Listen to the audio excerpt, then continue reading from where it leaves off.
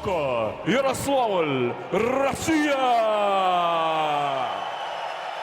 Ladies and gentlemen, and now, the gold medal game of the Sirius Ice Hockey World Cup 2019 between the teams Loko-AJHL, Russia, and Team Alberta Junior Hockey League, Canada. Представляем арбитров сегодняшнего матча. Главные судьи Александр Комаров и Рихард Магнуссон. Линейные судьи Иван Верещагин и Федор Шарапов. Referees of the game, Alexander Komarov, Richard Magnuson, linesmen, Ivan Vereshchagin, Fyodor Sharapov.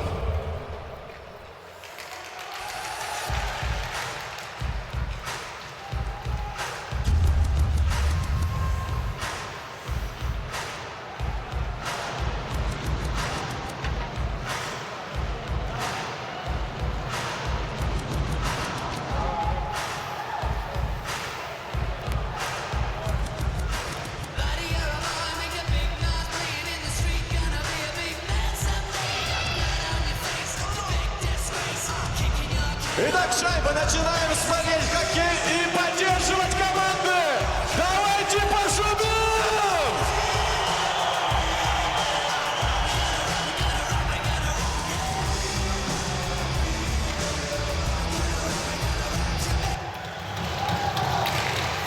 Ворота защищает в команде Альберты. Матью Борис номер 35, в команде Лока Владислав Макарек номер 36. In the goal of Team Alberta tonight, number 35, Matthew Davies. In the goal of Team Loko, number 46, Vladislav Okarek.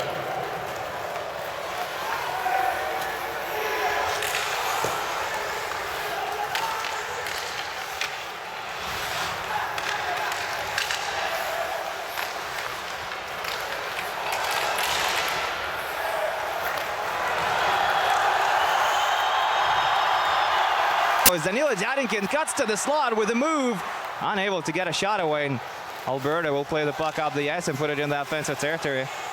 As Alex Young, who has 4 goals in the tournament, goes on the forecheck. Now Kindercheck tries to get the puck, and Loko put it down the ice. No icing is going to be called on the play as Davies plays the puck to Kroon. Kroon carries it into the neutral zone and dumps it into the far corner. Kindercheck will battle for it. He's joined by Mitchell, and Danishkin battle for it for Loko, and Danishkin, Oilers prospect, comes out on top. Kirill Slipats dumps the puck into the slot. Davis plays it to Parker. Parker goes to Kroon. Kroon puts it to Dubois, and he plays it to Mitchell, and that's where possession ends for Alberta. Grigory Denisenko plays the puck up the ice to Daniil Misul, the giant defenseman and a Devils prospect as of this summer, who dumps it back for Denisenko. Denisenko in the corner, steals his possession, looking for a passing lane. Denisenko plays it up to the point. It's chipped by Marc-Antoine Benoit, and Loko will have to commence this offensive rush from the depth of their defensive zone. Misul receives the puck in his defensive end with 2 minutes into this final game between Canada and Russia. No scoring so far, as Loko passes it to Alexander Darian on the left wing. Darian puts it in the zone. No offside is called on the play as Truman picks up the puck and skates down the left wing with it. Rock Truman still with possession. Truman shooting in, and Okarax makes a 6 save. As Alberta try to make something happen offensively, Igor Manin races to the bench to get the puck. Plays it to Minaev. Minaev up the left wing. And it's going to slide all the way down the ice. No icing again on Loko as Nikita Anahovsky plays it to Kovalenko, who's on his 3rd Junior Club World Cup win.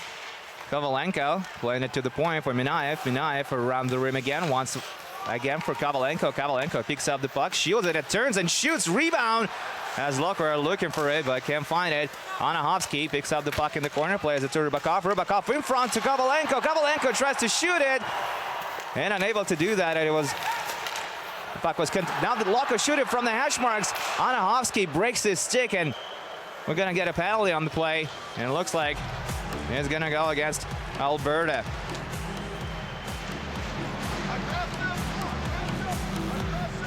As I mentioned earlier in the tournament opening game, it was Alberta who opened up the scoring. 2 minutes and 57 seconds in. It was Carter Savo who scored the first goal of the tournament. Jordan Byra picked up an assist.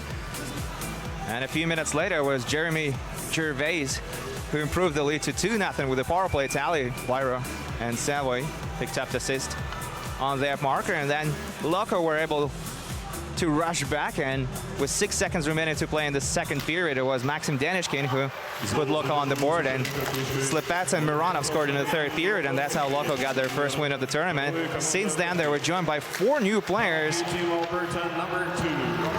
Daniil Misul, a Devils prospect, joined the team, along with Grigory Denisenko, Florida Panthers prospect. And obviously, Nikolai Kovalenko, Colorado Avalanche prospect, also joined the team mid-tournament, along with number 5, Anton Malashev, a defenseman. Misul, or rather Slipats, carries the puck into the offensive territory, sending it around the rim for Denisenko. Denisenko passing it to Lukichov. Lukichov for a one-timer, and it's deflected in front of the net by Danishkin, but goes wide of the net. Lukichov back at the point, shooting it from the right face of circle was Slipats, unable to get a good shot away. Now Denisenko in the corner. Half of that 2-minute power play is gone for Loko. Lukichov at the point, shooting it, and goes over the net. Danishkin picks it up and gives up possession as Alberta able to shoot the puck out of play. Ends up somewhere on the bench. A hot start for Loko early in the game, and so far Alberta have been able to answer the call. We have no scoring so far in the game. Max Danishkin comes really close to tapping it home from the slot, just missing the puck. Max Danishkin is obviously an Edmonton prospect. As a matter of fact, there are 8 NHL prospects on this Loko team. And doesn't that fact alone speak for itself? Nikolaev, a Calgary prospect, wins the face-off for Mironov, who scored the game-winning goal in the tournament opening game. Mironov plays it to Nikolaev. Nikolaev across the ice to Darian. Darian, who has 5 assists at the tournament, plays it to Manin. Manin back to Darian. Darian is looking at his option, goes to the high slot with it to Mironov. Mironov back to Darian. Darian back to Mironov. Mironov switches the play to the right wing. Nikolaev with a cross-ice pass attempt, and Alberta able to intercept it and clear the puck down the ice. 25 seconds remains on this power play for Loko, as Darian sends it hard around the boards. Davis comes out to play the puck. Loko are able to keep it in the offensive territory. Darian still battles for it at the half wall at the left wing. Nikolaev joins him in there. Brockhoff battles, and Loko get the puck under control. Nikolai will shoot it on the short side, and Matt Davis makes a nice save to keep Loko at bay, at least for now.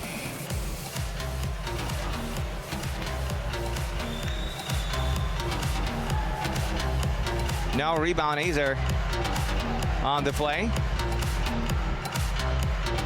as Matt Davis positions himself well enough to absorb all of the shot. Vladislav Shcherbanienko is wearing the capital C for Loko. He's on his 3rd Junior Cup World Cup as well. Slipats and Kovalenko are the other 2 players on Loko who can win their 3rd trophy. Alberta back to playing full strength now, and they have the puck in the neutral zone, trying to get it to Zapernik, unable to do that, and Loko get back in possession. It's Minaev who sends a long pass to Rybakov, who chips it into the offensive end. Davis comes out to play the puck, and he sends it into the corner. It's going to be contested by Nikolai Kovalenko and Carter Savoy. And now Rybakov skates past the puck. Kovalenko, Avalanche prospect, and the son of Andrei Kovalenko, still wearing number 51. Kovalenko to the slot, and they shoot at Rybakov, and no goal following that scoring chance. Minaev now has it in the high slot. He will shoot it, and Davis will stop it with his pad. Kincaid tries to clear it from the zone, unable to do that. Kovalenko with a nice turn to get away from his defenseman, putting it to the slot, and it was intercepted by Loko, trying to shoot it from on top of the right face of circle. Now Anahovsky picks it up. Anahovsky with the move, and a better shot to trying to beat Davis, and the puck goes out of play. Hot start by Loko in this one, as they keep creating scoring chances for themselves. Keep banging on the wall. I think, if I'm not mistaken, Rybakov just hit the post with this backhand shot, and that's in fact what happened. Once again, this is a gold medal game of the 2019 Sirius Junior Club World Cup in Sochi, Russia, and Canada against a Russian team. As we get in a shot of Boris Rybalka, great motivator, as his players call him.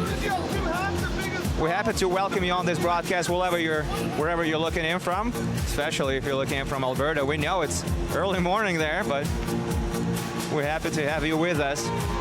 Igor Milikov was, back in his playing career, was drafted by Los Angeles Kings, but never made it across the pond. There are 11 players on this Team AJHL who have already committed to NCAA. 10 of them are on the ice right now. And as for Loko, they have 8 players who were selected by various NHL clubs at their entry draft. So Loko is jacked. It's an old story about David and Goliath. And let's see how it's going to pan out. Sasanov takes a shot. It goes wide. But Loko pick up the puck in the offensive territory. It's Danila Dadinkin who puts it into the corner. And Sasanov will battle for it at the half wall. Benig is in there trying to get the puck under control, but it's Chervenenko who wins it and setting up Malyshev at the point. Malyshev looking to take a shot, can't find a lane, so he passes it to the half wall for Chervenenko. Chervenenko and Conroy now battle for it in the corner. Conroy goes down, makes a hand pass to Young. And it goes through, but Loko retrieve the puck and send it around the rim again. Sasanov with Banning. Sasanov goes down, no call on the play. And only now Alex Young is able to get the puck under control, and he will skate it into the neutral zone. And will skate back into his defensive end, falling down and passing it to Bannon. Bannon is forced to put the puck down the ice. No icing.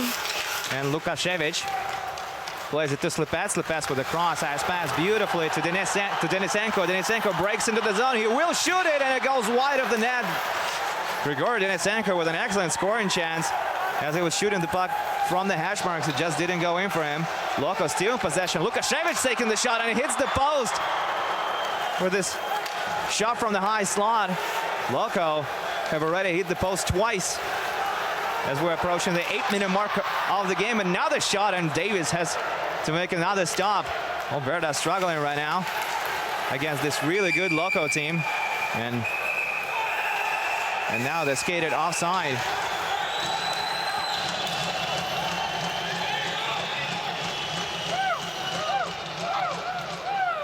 Canada and Sweden are the only 2 nations in the history of Junior Club World Cup who managed to win it, aside for Russian teams. Back in 2012, it was the Sudbury Wolves of the Ontario Hockey League that won the tournament for Canada. Josh Levo and Frank Corrado were on that team. The game needs to be reviewed by the video goal system. Looks like we're going to take a break to video review the play. I'm pretty certain that it's concerning Lukashevich's shot that ended up hitting the post.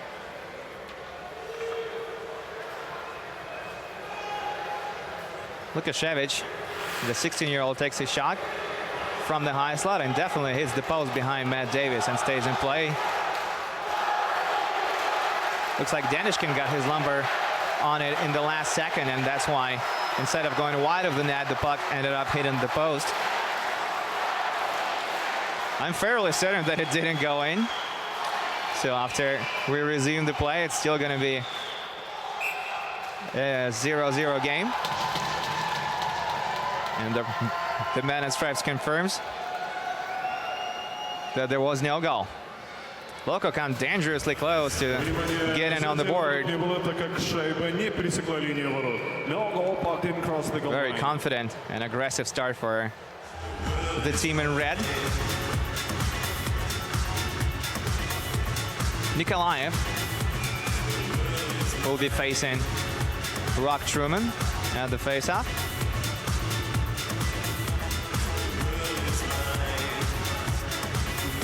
Giangolana has a few words to say to Yegor Manin, and they're still battling after the puck was put back in play.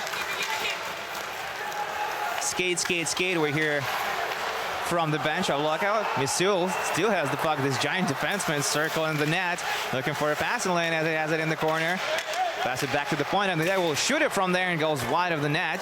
Manin will skate and battle for it. Risk, put it in the corner. Now Jangolano puts it into the offensive end. Mironov plays it around the rim for Manin to pick it up. Manin further up the ice to Darian. Manin breaks into the offensive zone and looking for the puck, but it's Davis who plays it up. And now Lukichov will retrieve it in the neutral zone. Quick pass to the right wing, and Loko will skate offside. Just over 8 minutes into this gold medal game between Loko and Team AJHL. No scoring so far, but great scoring chances for at least Loko in this one.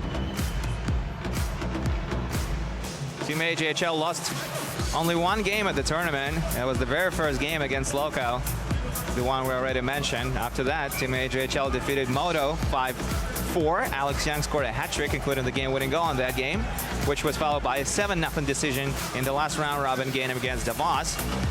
And in the semifinal game yesterday afternoon, Canada defeated Renin Junior Champions of Finland Karpet 5-1. Kovalenko sends the puck around the boards for Rybakov to Anahovsky. Anahovsky shoots it from the slot and just doesn't score. Now Anahovsky with a huge hit on Carter Savoy, but Savoy still manages to put it to center ice. Lukichov in over the blue line again, trying to take a quick shot from the point. It was blocked. Follow-up chance is gloved down by Kroon. Kroon is unable to skate it into the neutral zone, and Rybakov will keep it in the offensive zone. Rybakov battles against Kroon. Kroon wins the battle and puts it to the half wall for his teammate to play it further down the ice. It was Zapernik. Both teams are changing on the fly now as Minaev picks up the puck in his defensive territory. We're approaching the 10-minute mark of the first period. Still looking for our first goal of the night as Minaev has it behind his own net, plays it to the left wing. Dadinkin puts it further up down the ice, and now it's Kindrachek. Tried to get it to Young, unable to do that. Now Dadinkin puts it in the offensive end, barely so, and Kincaid is able to pass the puck to Mitchell. Mitchell dumps the puck in. Akurak has it in his glove, keeps the puck in play. Now Conroy trying to get it to his teammate who wasn't there, and now Kincaid has to play it smart defensively, and that's exactly what he does as he plays the puck to AJHL captain Ryan Conroy. Yale University committee who breaks into the zone with a lot of speed and losing the puck to Tsanov. Kindrachuk is able to retrieve it, takes a quick shot off the half wall. Easy job for Akarak, and now Benoit against another number 99, Tsanov.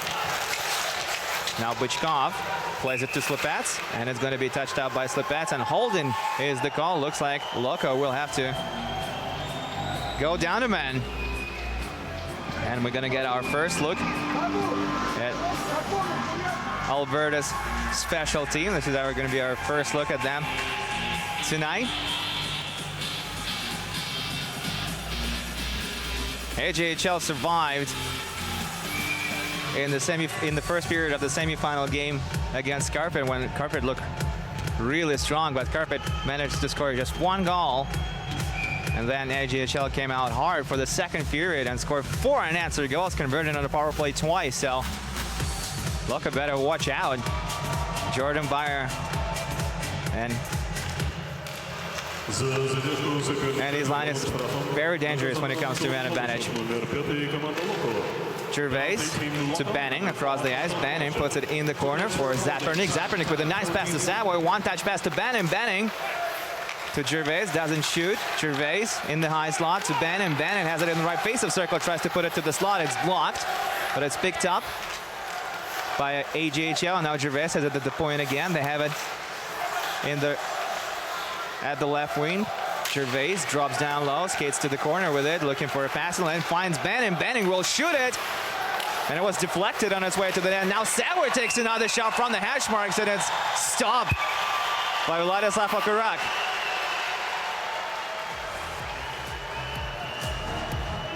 Strong play by AJHL special team, creating a couple of scoring chances for themselves, especially this one by Carter Savoy as he was shooting it on the broken play from the hash marks, just unable to bury it past Akarak. Carter Savoy has been good at this tournament and came really close to opening up the scoring in the gold medal game. Loko sealed down a man, and now it's going to be Dubois, Benoit, and Young who will be on the offense for Team AJHL.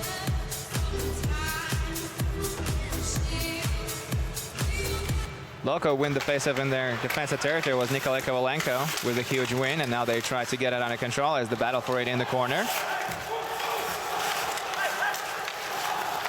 AJHL are able to pass it to Parker in the slot at the point, and now Dubois twisted and turning away from Bisul, trying to lose him, passing it to Benoit in the end, and now it's Alex Young who moves it back to the point and shooting it from there. Team AJHL missing the net. Parker picks it up at the half wall, plays it to Benoit who can get it under control. Now it's Bisul who will skate up the ice for it, and he's successful at putting it into the neutral zone. 40 seconds remains on the power play for Alberta now as Loko are able to get 4 fresh men out on the ice.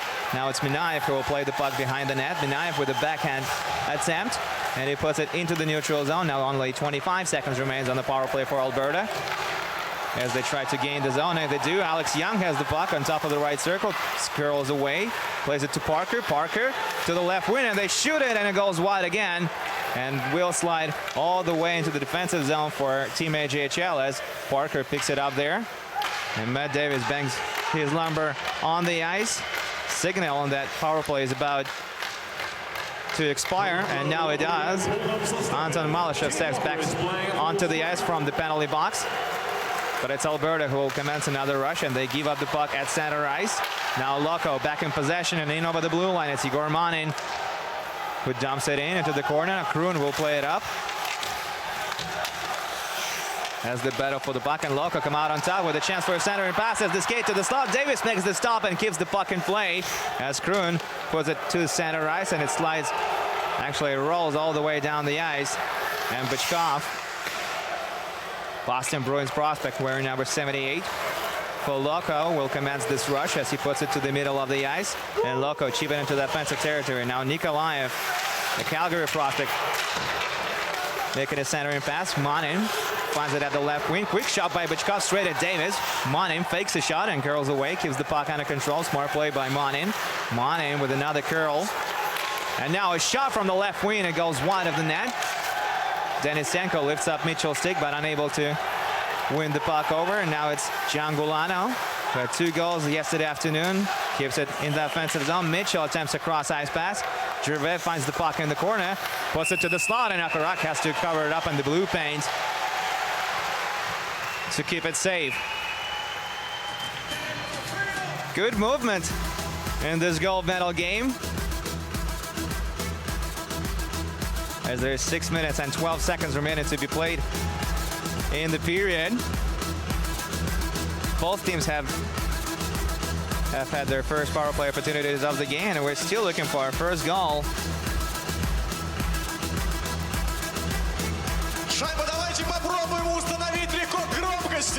Earlier this afternoon it was Karpet Oulu who won the bronze medal game 7-4 against Red Bull, winning 2nd medal in the history of competition for Finland. And no matter what happens tonight, Team AJHL are going to win 3rd medal for Canada in the history of the tournament. Back in 2012's Sudbury Wolves won the gold medal, defeating Waterloo Blackhawks 2-0 in the gold medal game. And a year ago it was the Ottawa Capitals CCHL select team that won a bronze medal, defeating Salzburg Red Bull 2-1 in the shootout.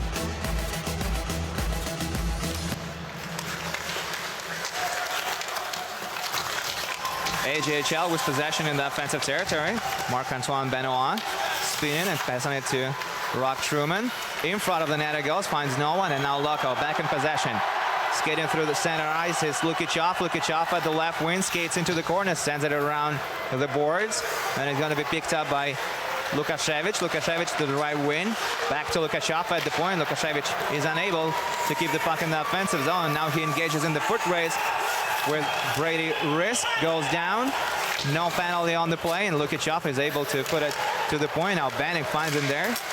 Tries to send it around the rim, unable to do that. Now Danishkin to Lukashevich.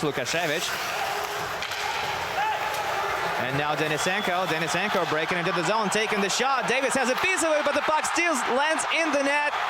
And we got our first goal of the night. It's Grigory Denisenko with the goal in his third consecutive game. And it's 1-0 Loko.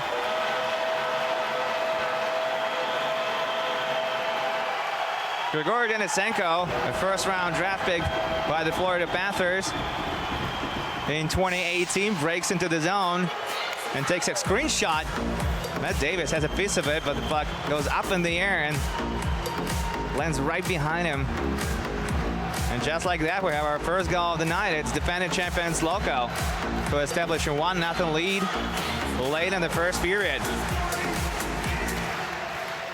Denisenko was one of the 4 players that joined Loko mid-tournament.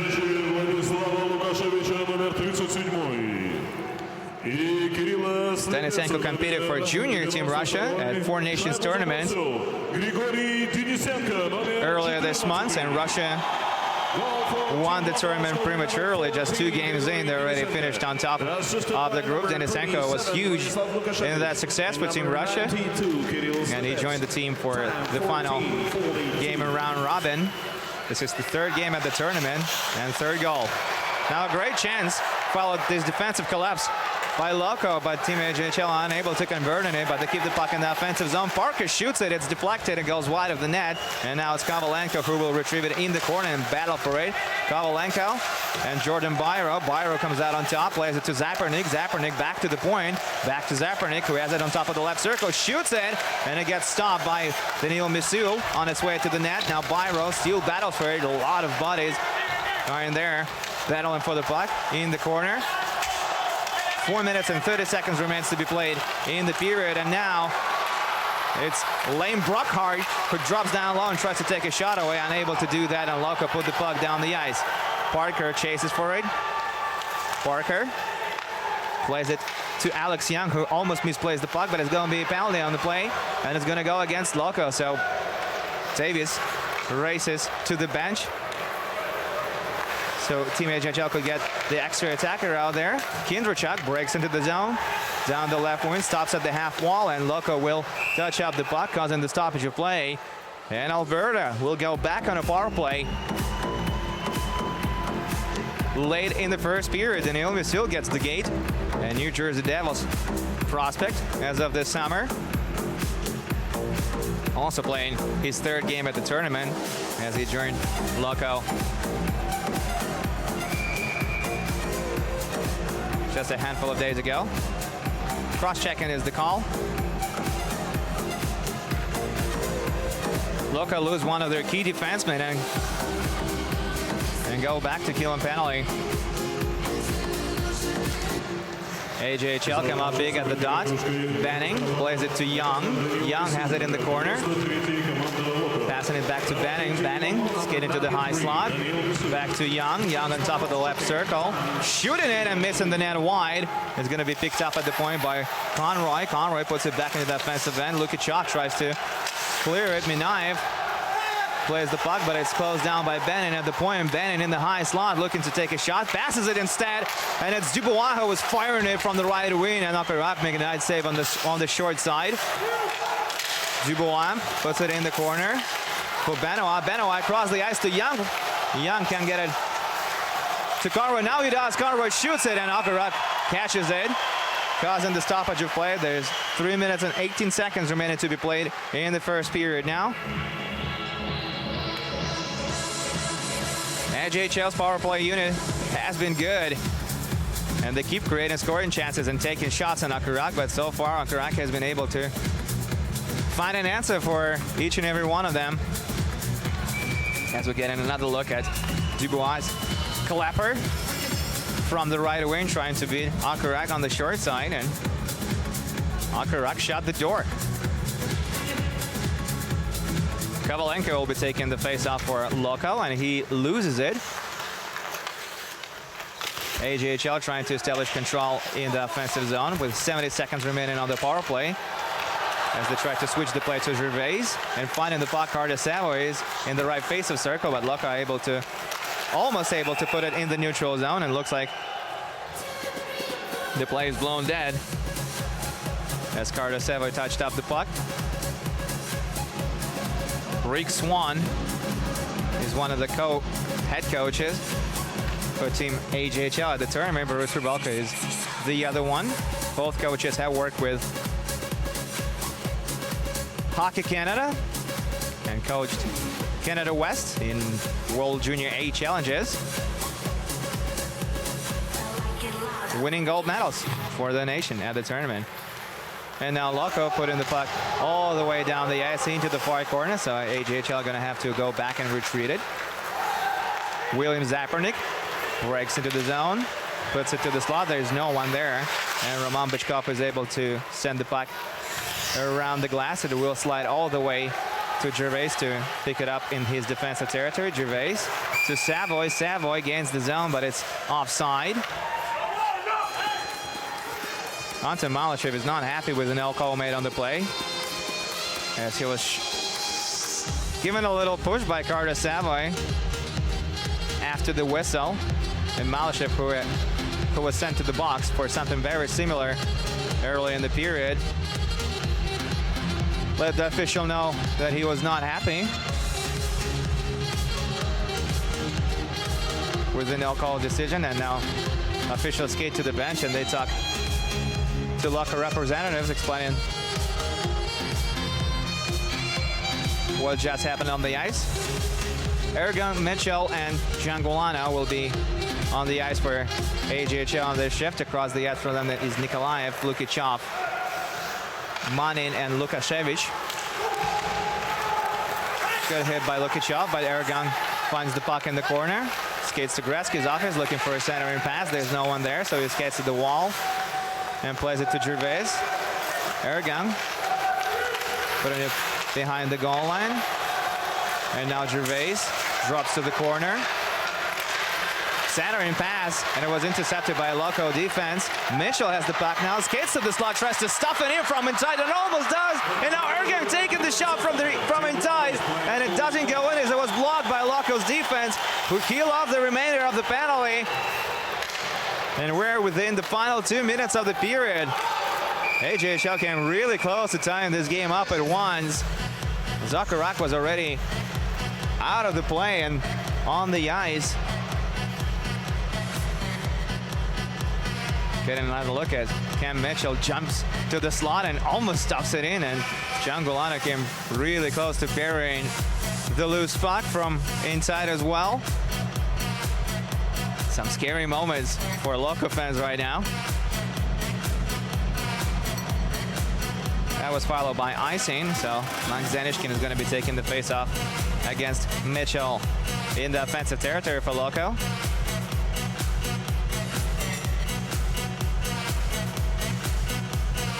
Danishkin almost wins it cleanly for his teammates.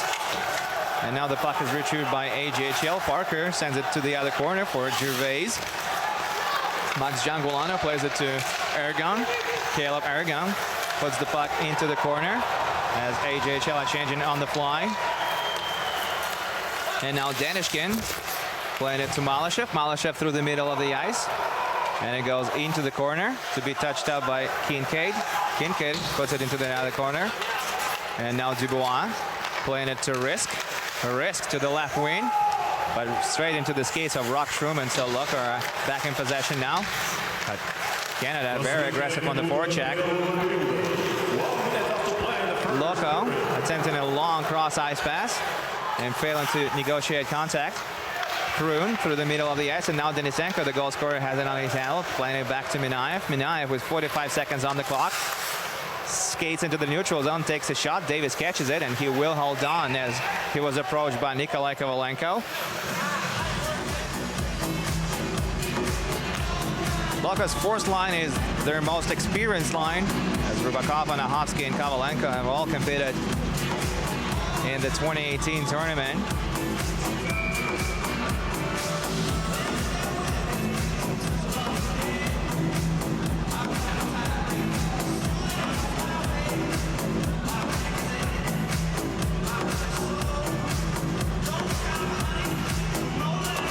Anahovsky will be at the face-off for Loko, and across from him is Jordan Byro. Anahovsky wins it clearly for Kovalenko to take the shot, and it gets blocked. Now Rybakov back to Kovalenko. Kovalenko with a nice move, gets to the slot, cross-ice pass to Anahovsky, and Anahovsky can't take a shot, but he regains possession. 25 seconds on the clock now as Anahovsky twists and turns from his defenseman. Backhand pass to the slot attempt, and now Kovalenko has it at the half wall, pass it to Lukashov. Lukashov shoots. Rebound on the end boards, and with 10 seconds on the clock, Benning plays it to Alex Young. Alex Young to the left wing for Benoit, and Benoit will battle with Minayev for it. Loko sent it around the rim. Benning with a chance to shoot it, and he does, and Alcaraz makes the stop, and that will bring this period to an end. And after 20 minutes of play, it's defending champions Loko-Yaroslavl who have a 1-0 lead. Vladislav Okerek has been great for Yaroslavl, but so was Matt Davis, allowing just 1 goal on Grigor Denisenko. Denisenko took a shot from mid-range, and Davis had a piece of it, but the puck went up into the air and landed just behind the goal line. So it's Denisenko with the only goal of the game so far. Kirill Slepets and Vladislav Lukashevich with the assists. And we still have at least 40 more exciting minutes of hockey ahead of us. We're going to take a short break for 17 minutes for the first intermission. I'm definitely going to get myself a cup of coffee just to see as excited as both these teams are. And I'll be back for the second period in 17 minutes, and I certainly hope to see you back as well.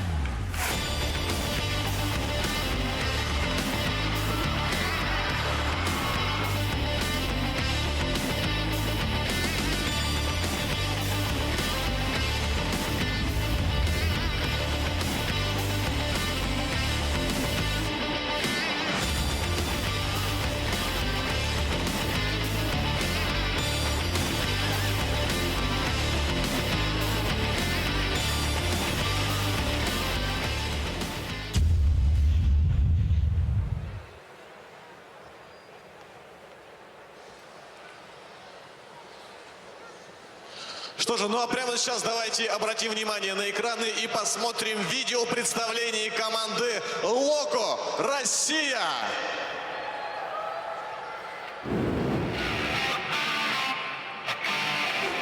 Локо Россия.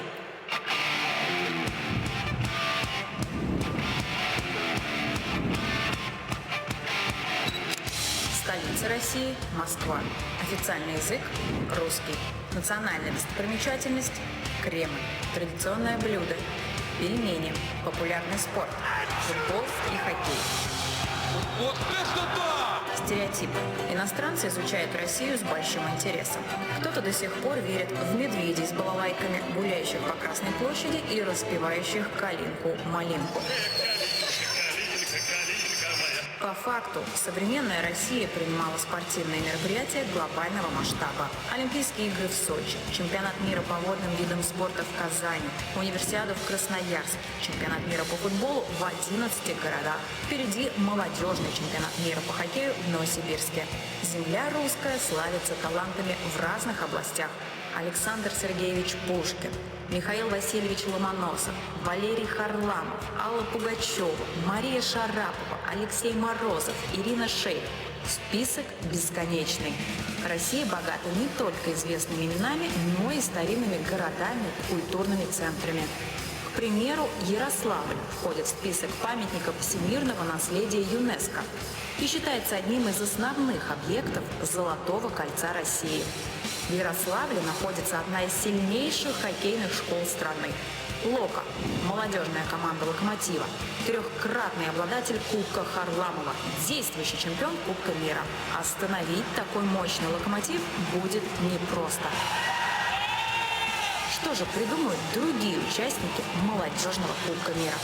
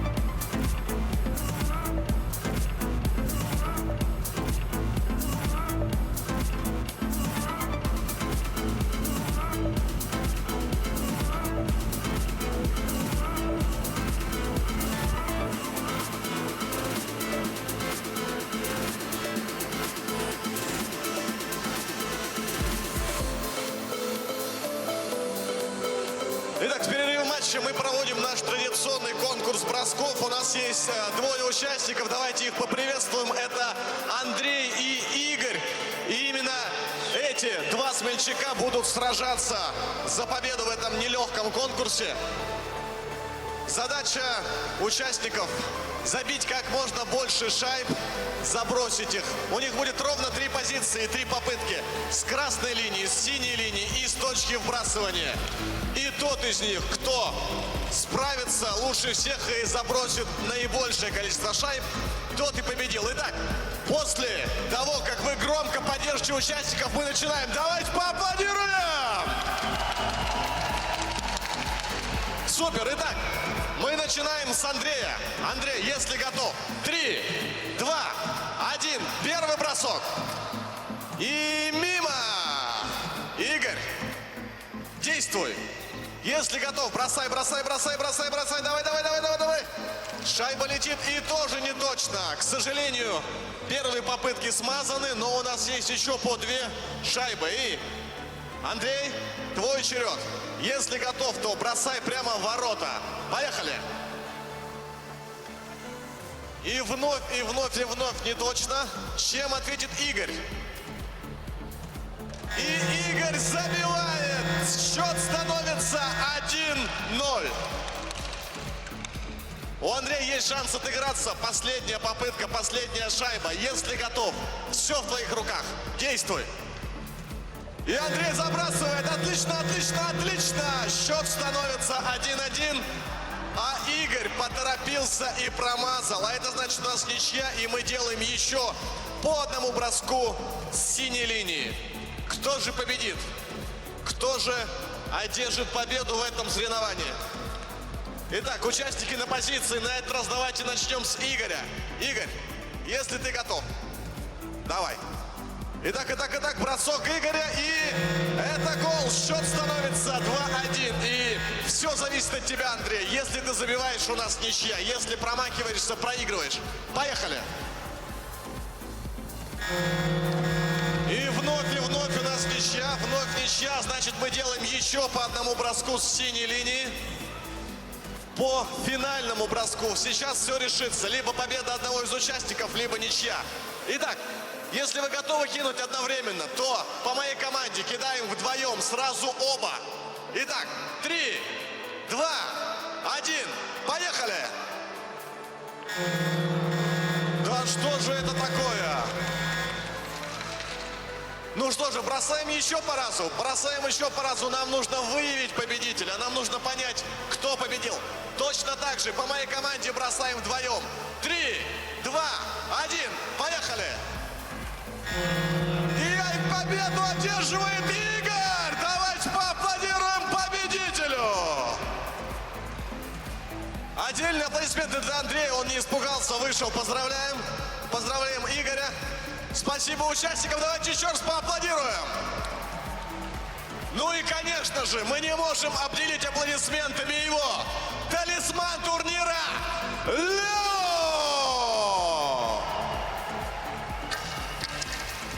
Нет, нет, нет, так не пойдет. Он сейчас обидится и уйдет. Максимально громко. Лео! Еще раз. Лео!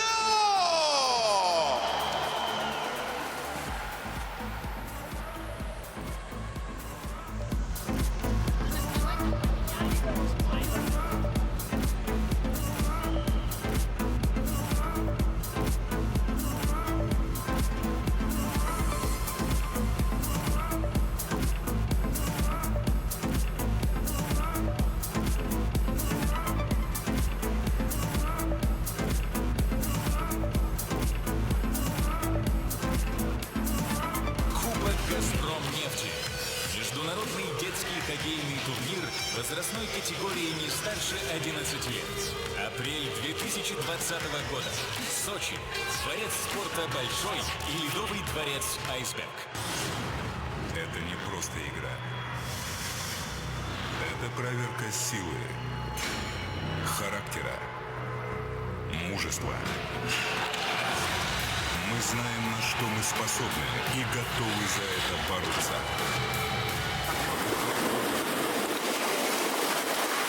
Welcome back to Sochi, where everything is almost ready for the start of the second period of the gold medal game of the 2019 Sirius Junior Club World Cup. It's defending champions Loko-AJHL with a 1-0 lead over Team AJHL representing the province of Alberta and Canada. The only goal of the game was scored by this man wearing number 14. Former first-round pick by the Florida Panthers, Grigory Denisenko. As Kirill Slipets and Vladislav Lukashevich picked up assists on that game. Pretty close contest in our hands here. Loko took 9 shots on goal and Alberta answered with 8. Pretty good scoring chances at both ends of the ice. Loko also hit the goalpost twice, and we even got one video review because of that. Alberta had 2 power play opportunities and came really close to putting the puck behind Vladislav Okurak, but so far number 36 in goal for Loko has stayed perfect. The two teams also opened the tournament last Friday night in front of Vladimir Putin and many other hockey celebrities. And Loko overcame a 2-goal deficit and won the game 3-2. Since then, AJHL didn't lose a single game. Neither did Loko, and Loko got reinforcements from junior Team Russia and their KHL team as well. 4 new players joined the team who did not compete in the first game of the competition, and we're on our way in the second period as Loko dumped the puck in. Loko playing in red and wearing white jerseys are AJHL selects. As Tisanov put the puck through the blue pen, there was no one there at the far post to tap it home. Tisanov back in possession, trying to take a shot, and it gets blocked by Dubois. Darinkin now taking the shot from the high slot and goes wide of the net, and AJHL retrieved the puck and put it all the way down the ice. It's going to go and hit the side of the net. And one of the Loko players finding himself on the ice. Cross-checking is going to be called against Team AJHL. Boris Rubalka is one of the co-head coaches for the team, also the head coach of the Camrose Kodiaks.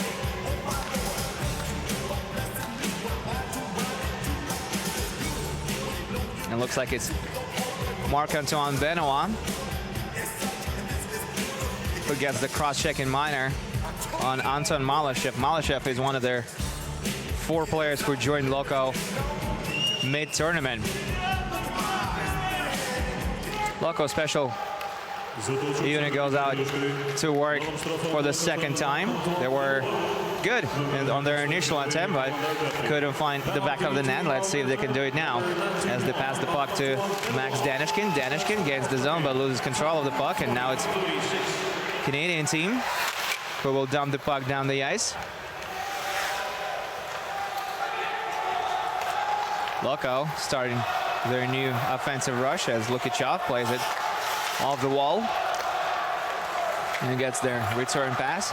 Lukichov, drop pass to Misul. Misul up the left wing for Danishkin, or rather Denisenko, and Denisenko, the goal scorer, loses control of the puck and it goes out of play. Denisenko has been the difference in this game so far. Native of Novosibirsk, host city for their 2023 World Juniors. Denisenko has been with Loko since 2014 and already competed for Team Russia, their most recent World Juniors in Vancouver, British Columbia, earlier this year. And Denisenko scored 4 goals and 9 points in 7 games at the tournament.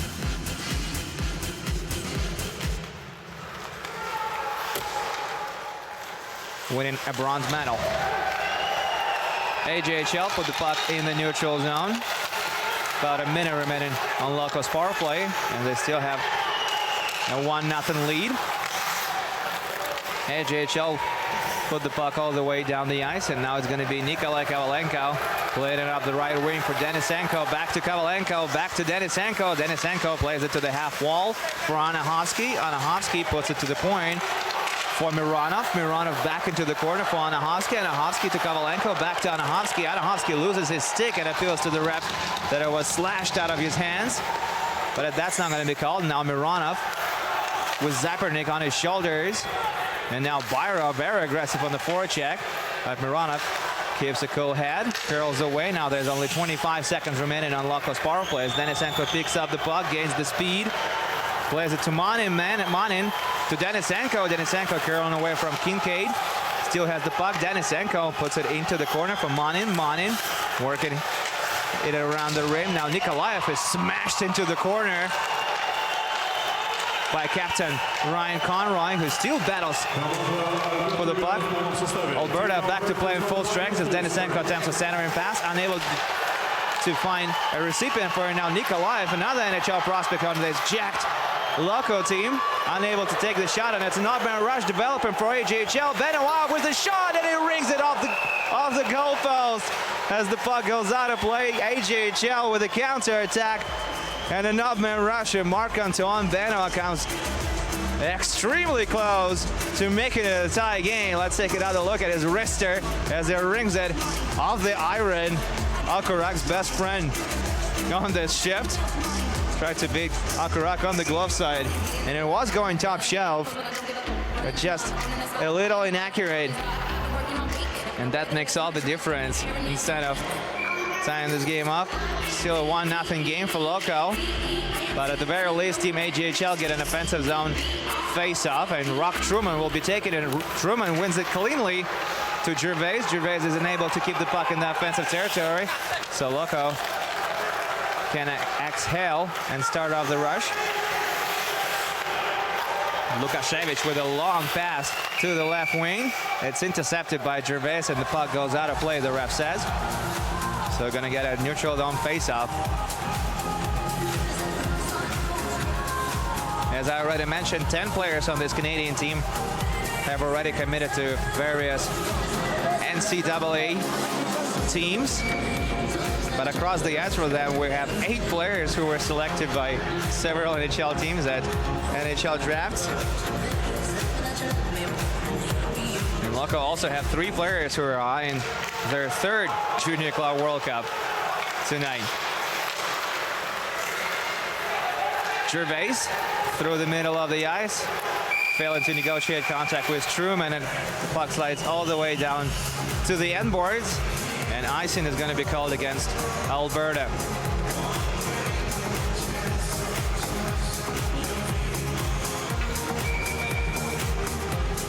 Team AJHL had a really strong second period last afternoon in the semifinal game against Karpat, scoring 4 unanswered goals on Karpat, who were expected to make it to the gold medal game, but instead they lost to Team AJHL 5-1.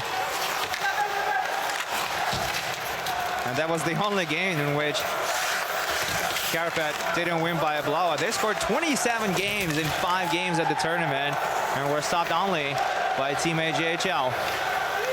So even though Alberta seems like an underdog and a David and Goliath scenario, they have already surprised many. Why not another upset tonight?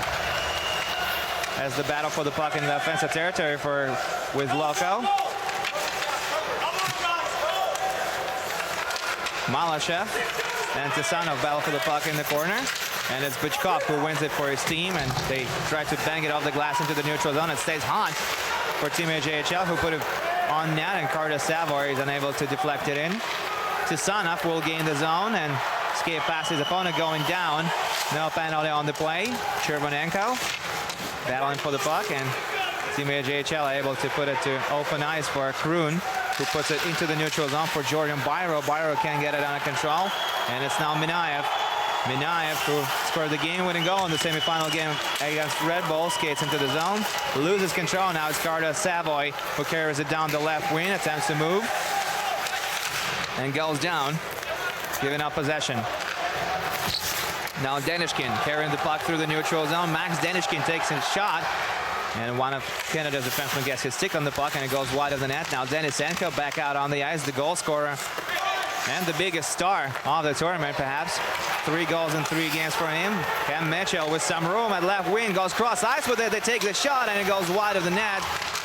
Canada retrieves possession and plays it back to Mitchell in the corner. Mitchell with a move, passing it to the high slot. They shoot it from there and get stopped in the maze of players in the slot area. Now Risk playing it to Mitchell. Mitchell is shoved off the puck, but is able to play it to Alex Young, who has 4 goals in the tournament. Alex Young has it in Gretzky's office, looking for a centering pass, gets in front of the net, takes a shot on the short side and hits Okurak in the mask, I believe. No stoppage of play as Canada play it to the high slot. Kincaid plays it to Brockhoff, who fires it from the left wing, and it goes into the neutral zone as it hits the boards at the other end of the ice. Canada still in possession, shipping it into the offensive territory down the left wing, and coming with the speed is Caleb Ergang. Ergang goes down, but retrieves the puck. Ergang has it on his handle, taking a shot from on top of the left circle, and Okurak makes another save, gives up a rebound, and Loko are able to put the puck in the neutral zone. Both teams have far benches in this period, meaning that their benches are located closer to respective offensive zones. So keep an eye out for that. Danishkin tries to get it to his teammate Manim, puts it back into the neutral zone.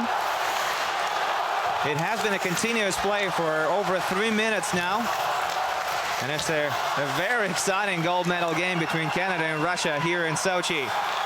Benoit gets the puck at the left wing with some room, taking a shot, and it's gloved by Vladislav Okurak, who will hold on. And after 3 minutes and 34 seconds of continuous play, we get a stoppage of play. And there will be a face-off in Loko's territory following that. Earlier this afternoon, Karpat, reigning champions of Finland, beat Red Bull in the bronze medal game 7-4. Loko-AJHL finished the game with 3 points, and he's currently the leading scorer of the tournament with 11 points in 5 games. Loko-AJHL is a Carolina Hurricanes prospect, and it seems unlikely that anybody would be able to catch up to him in that regard, but perhaps Zdeněk Sedlak could be edged from the top of the tournament in terms of goals. Czech forward Zdeněk Sedlak has 6 goals in 5 games, and several players have 4 goals, namely Max Giangulano and Alex Young playing for AJHL Selects. They have 4 apiece.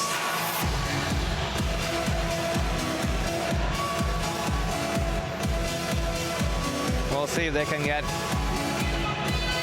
anything past Vladislav Okurak in this one, as Rob Truman takes the face-off against Nikita Anahovsky. Anahovsky comes out on top.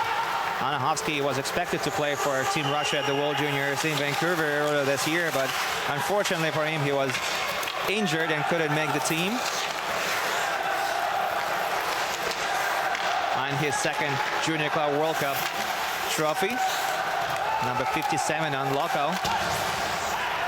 Kindrachuk puts it into the offensive zone. Misul puts it back into the neutral zone, and the puck goes out of play. And Giangulano has a few words to say to Nikita Anahovsky, and Nikita Anahovsky has a few remarks of his own. Some chirping and pushing and shoving going on the ice right now after the whistle.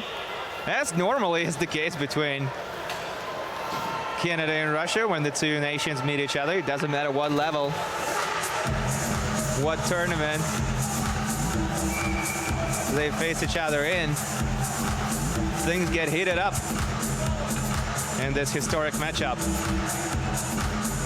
Jordan Byro will be taking the face-off for Canada, and Daniil Tisanov will take it for Russia.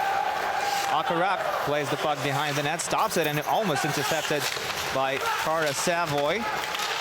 Canada shoot it from a point, and a glove save is made by Vladislav Okurak, who will hold on once again. We're almost 8 minutes into the second period, and it's still a 1-0 lead by Loko on that first period goal by Grigory Denisenko, Florida Panthers first-round pick. And this is Max Danishkin, prospect of the Edmonton Oilers as of this summer.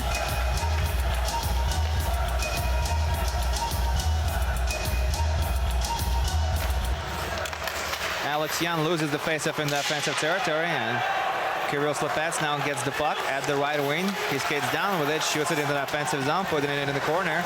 Eric Parker now has it, and Grigory Denisenko almost stole it away from him.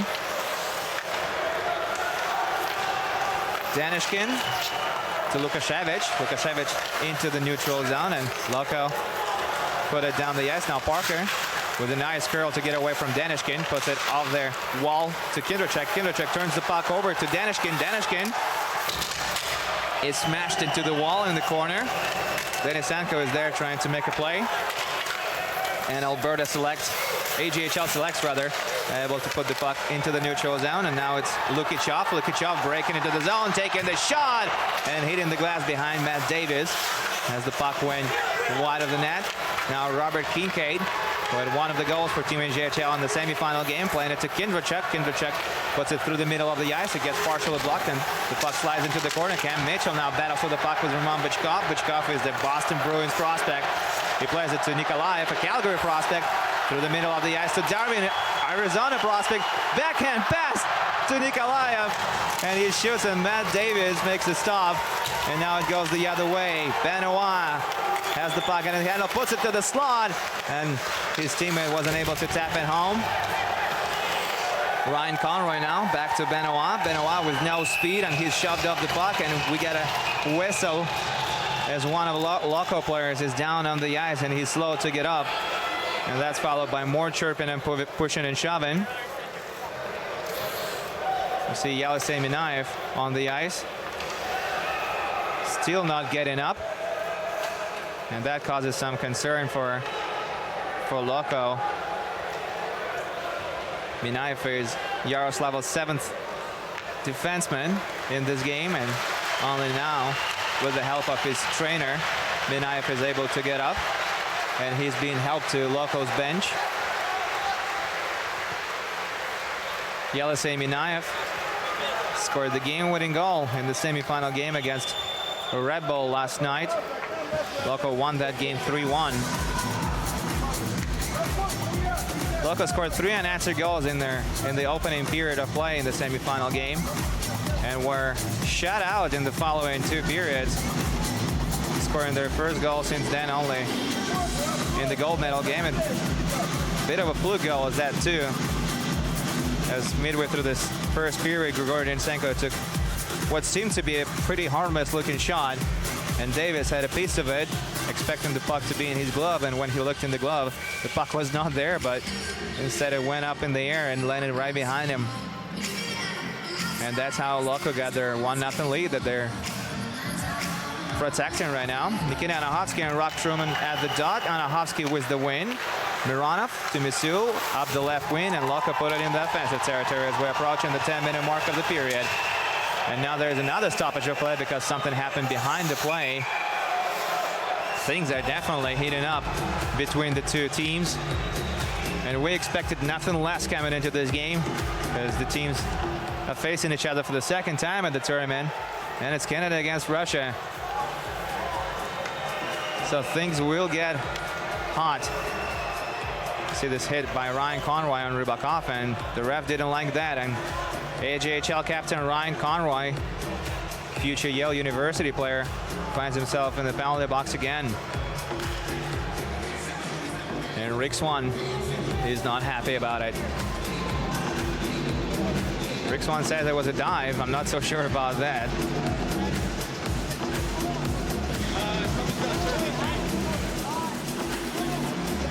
AJHL will have to survive another big penalty. Looks like it's a 10-minute misconduct on top of that for Ryan Conroy, and that is why Rock Truman joins him in the penalty box. Bad news for Alberta, and they're still complaining about the call. Loko's power play unit go back to work. And Denisenko is back out on the ice. Loko with a clean win on the offensive faceoff. Misul sends it around the rim to Danishkin. Danishkin tries to get it to the slot, unable to do that. And now Davis tries to cover it up. The puck stays hot. Zapernik to Jordan Byro. Byro breaks into the zone through the middle, unable to take a shot, and AJHL will clear the puck down the ice from the defensive territory now. It's Kirill Slepats who will skate it back in. Slepats Plays it to Denisenko in front to Daniil Misyuk, who takes the shot. And glove save is made by Matt Davies, who keeps it a 1-goal game. We hit the 10-minute mark of the period. Still Loko in the lead. And on a power play, there's still 1 minute and 15 seconds remaining on that power play for Loko, following Ryan Conroy's boarding call. Gervais and Misyuk battle for it. Denisenko plays it to the half wall for Slepets to pick it up. Slepets goes across the ice with it to Lukichov. Lukichov drops down low. Skates into the corner. Goes back with it, playing it to Slepets. One-touch pass back to Lukichov. Lukichov has it at the point.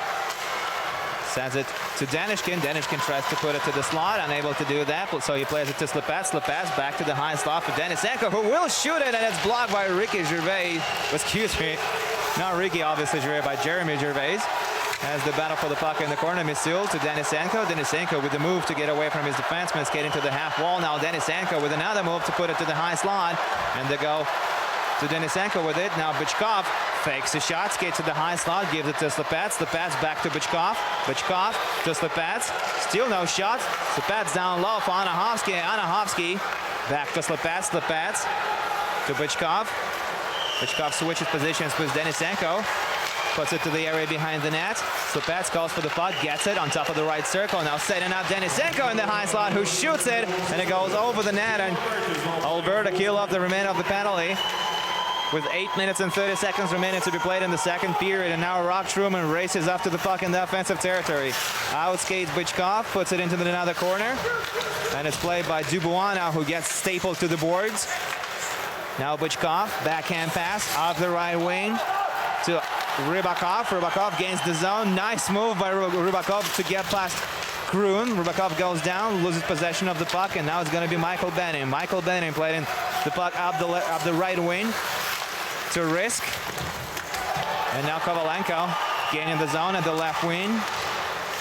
But he's pinned to the wall, and AJHL retrieve the puck. Now Dubois has it at the half wall with no speed. Gets away from Rybakov, goes across the ice with it to Benning. Benning, a prospect for the upcoming NHL entry draft next summer. Expected to be drafted somewhere in the 3rd round. He's also a nephew of Vancouver Canucks GM. And now Caleb Ergun gaining speed in the neutral zone, putting the puck down the ice, and it goes out of play. It ends up somewhere at AJHL's bench, and we'll get a stoppage of play. Great action on both sides, Alberta and Loko, but still just 1 goal separating the two teams. Last year, Loko faced HV71 from Jönköping in Sweden in the final game, and Loko won that game 3-2. There was no scoring in the first period of play in 2018. And then it was Max Venlet opening up the score in 22 seconds into the second period. Loko were able to tie it up, but then late in the second period, the HV71 got a 2-1 lead, and Loko had to come up big in the third period, which they did. Kirill Slepets set it up on a power play, 8 minutes and 43 seconds into the third period, and then meter through the stands, it was Daniil Gizatulin off assist by Vladislav Cherbanenko, who scored the game-winning goal, and Loko won that game 3-2, winning their second Junior Club World Cup. They eye in their third tonight, and if they will be able to achieve that, they will be the first team in the history of the tournament to achieve that.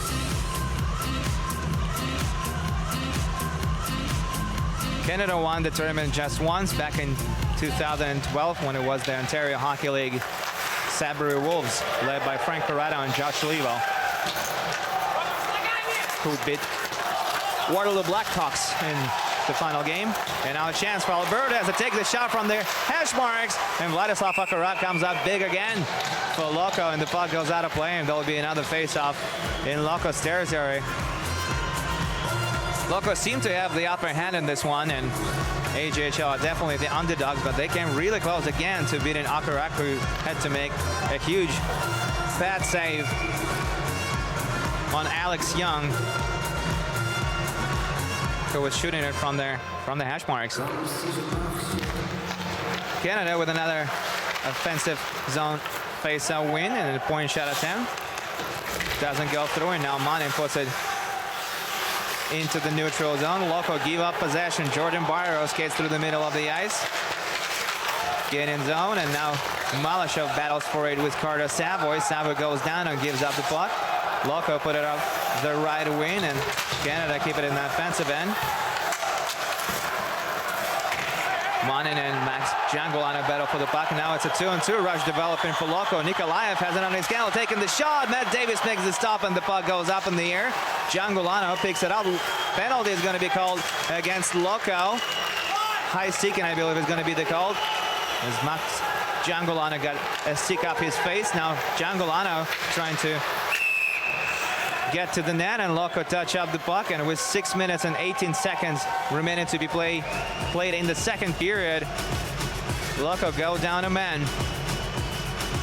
Taking another look at Nikolaev's shot, and was put aside by the blocker of Matt Davis, and following that, Alexander Daryan, Arizona Coyotes prospect, who has 5 assists at the tournament, gets the gate for high sticking, and Team AJHL go back on a power play. This could be huge. Alex Young is out there with Dubois and Marc-Antoine Benoit. Dubois will be taking the draw, and Nikolai Kovalenko wins it for Loko, but not cleanly, so he has to battle for it, and now it's retrieved by Alberta at the right wing. They still battle for it. It looks like one of Loko players covered up the puck, but it goes unnoticed by the officials. And now Loko down a man as their fourth man is slow to get up. Centering pass by Alberta, and it almost goes in on a tap-in. Now Benning passing it to the half wall to Alex Young. Alex Young goes down as he was battling with Rybakov. Rybakov was appealing about that to the officials. No call is made. Young is down on the ice. Rybakov still arguing with the official. Looks like charging is going to be called, and I believe it's going to go against Loko as well. And if that is the case, that gives Team AJHL a long 5-on-3 opportunity. And Loko lose one of their key defensemen, Ilya Mironov, who scored the game-winning goal when their two teams first met each other at the tournament last Friday night. It was Ilya Mironov who fired it home from the high slot to give Loko a 3-2 lead. Huge couple of minutes coming up as Loko find themselves down a man and trying to protect their flimsy lead. But they're able to win the face-off cleanly and shoot the puck down the ice. That's going to buy him at least 15 seconds as Davis puts it back in play and gives it to Jeremy Gervais. Still over a minute on this 5-on-3 late in the second period. Jeremy Gervais skates into the offensive end. Still has the puck as it passes it to Carter Savoy. Savoy will circle the net and put it up the right wing. Now Benning has it. Benning putting it in the corner for Zapernik. Zapernik to Jordan Byro. Now back to Zapernik. And it goes back to Michael Benning. Now Benning has it at the point. Benning drops down low, takes the shot, and it's gloved, or at the very least stopped by Vladislav Akurak. Not a thing went past him yet in this game. But Canada certainly has a great chance for this long 5-on-3 to tie the game up at 1. Great save by Akurak as Benning was shooting it just under his arm, and Akurak was able to press his arm right next to his side and make the stop. Now Mitchell will be taking the draw for Canada, and Nick Kovalenko, who's taking the draw for Russia. Kincaid has the puck at the point. Now he skates to the high slot, gets the puck back. Kincaid, one-timer by Parker, and goes wide of the net, and the puck rolls all the way to Canada's defensive zone. Less than 30 seconds remaining on this 5-on-3 as Kincaid starts another rush. Jangulano to the high slot to Parker. Parker looking at his options, playing it to the half wall at the right wing. Parker gets the puck back in the high slot. Now Kincaid playing it to Jangulano in front of the net, and the puck will slide all the way back to Canada's defensive end once again. Matt Davis will play it up. And Loko will get their fourth man back out on the ice right now as Darian steps back, and now it's a 5-on-4 for Alberta. Still over 30 seconds of it, and they go offside with this long diagonal pass, and Max Janglana is unable to keep it onside for Team AJHL. Boris Rybalka's team has a great chance to finally get on the board in this game.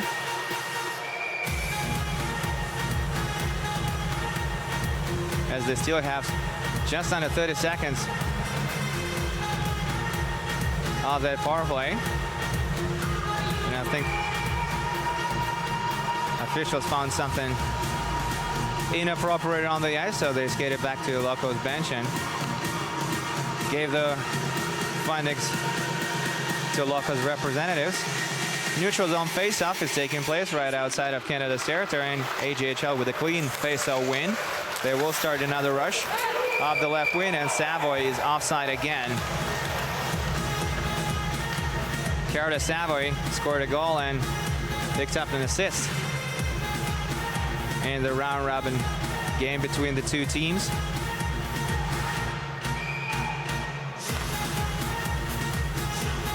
Savoy is arguing with the linesman. The call is here to stay, and now there's a center ice face-off. Canada with another clean win on it. Benning sends it around the rim. Akarak is unable to play up the puck, and now Gervais to Benning, and it's going to be another offside call against AJHL. This time it was a pretty clear-cut offside call for official to make. And just a handful of seconds remaining on this power play opportunity for Team AJHL.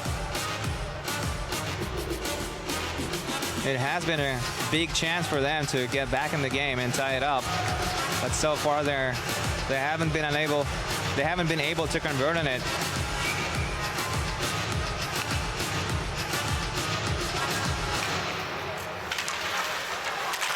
Brock Truman puts it in the offensive end, and yet another offside call is made on the play. And we'll go back to face-off in the neutral zone.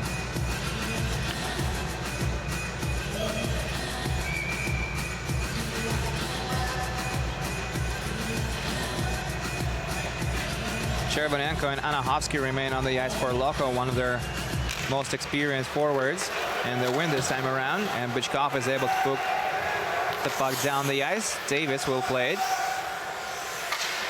to Lane Brockhoff. Brockhoff is looking at his options.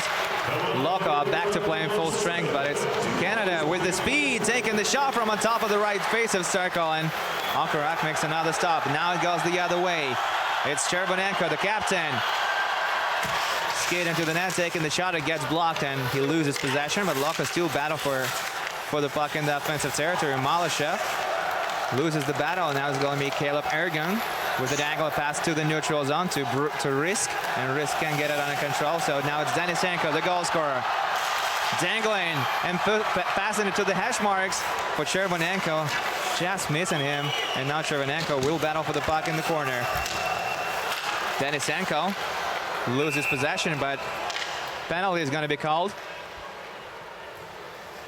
and looks like it goes against Team AJHL. So after not being able to convert on a long 5-on-3, Alberta will have to defend their own goal as Loko's power play unit go back to work.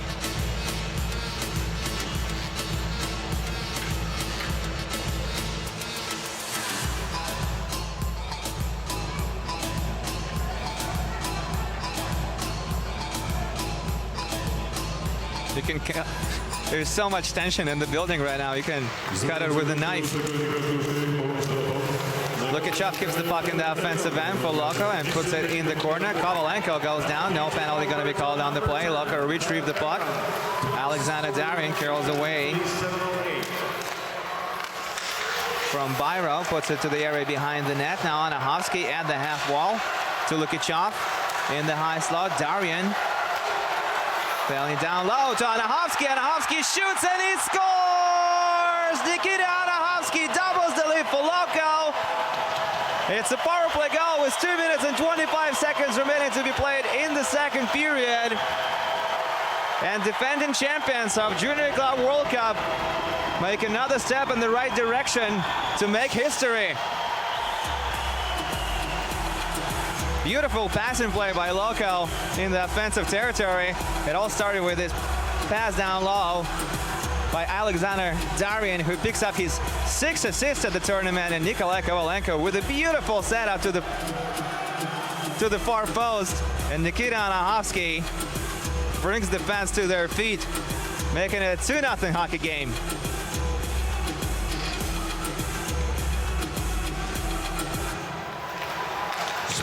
And the play resumes as Loko have a fresh 2-0 lead here late in the second period. Darian Kovalenko gets the assist. Anahovsky gets the goal. Slepets takes the shot from the right wing of the rush. It gets blocked. And now Canada back in possession. Twisting away from Slepets was Dubois. Dubois almost gets the puck at the left wing. Now he does. Toe drag and a shot, and a pad save is made by Akaruk on Dubois, who has a goal at the tournament. And now there's a lot of pushing and shoving going on, and I wouldn't be surprised if we're going to see a couple of offsetting minors following this sequence. Dane Dubois with a toe drag and a shot from the left face of circle, but Akaruk was able to make a bad save, and then he covered up his own rebound.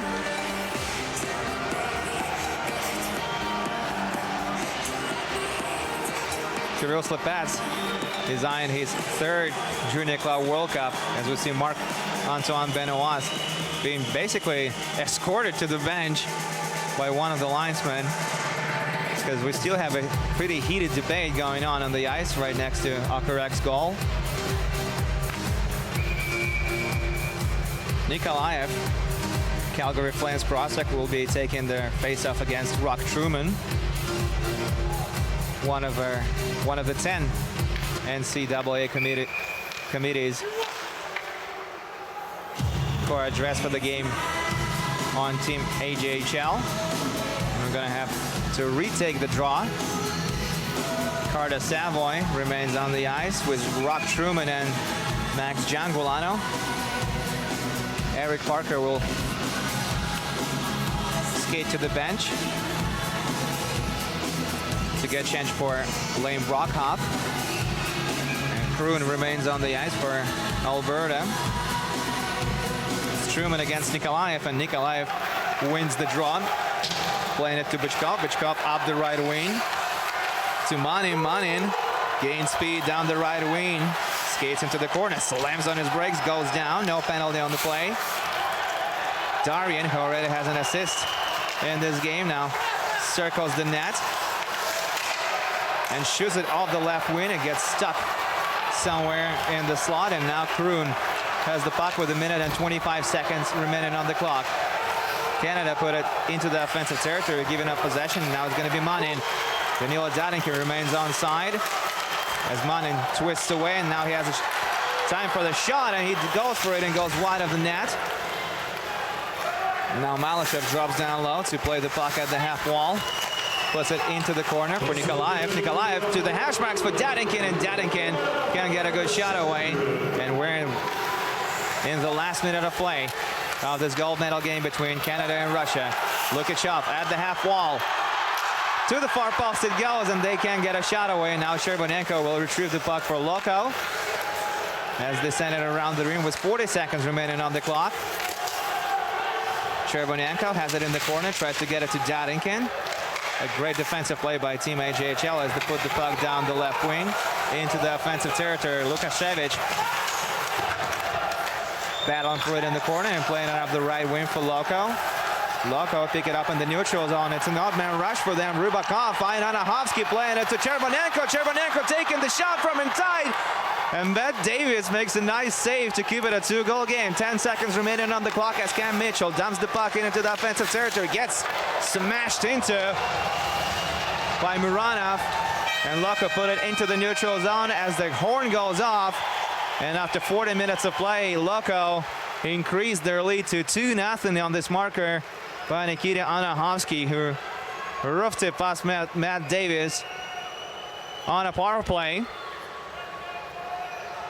in this very exciting gold medal game between Canada and Russia. We'll be back in 17 minutes to conclude regulation action, and perhaps that will be followed by more hockey if Team AJHL will be able to come back from behind and tie this game up at 2s. Right now it's a 2-0 hockey game. Loko are up ahead.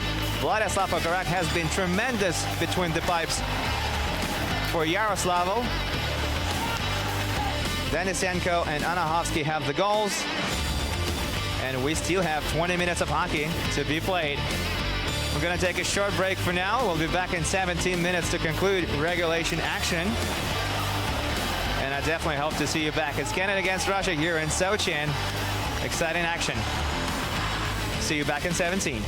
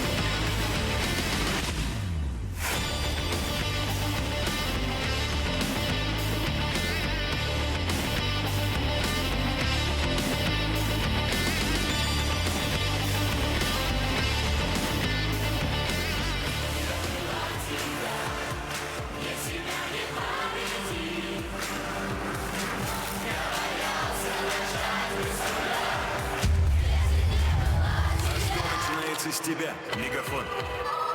Кубок «Газпром» нефти. Международный детский хоккейный турнир возрастной категории не старше 11 лет. Апрель 2020 года. Сочи. Дворец спорта «Большой» и Ледовый дворец «Айсберг».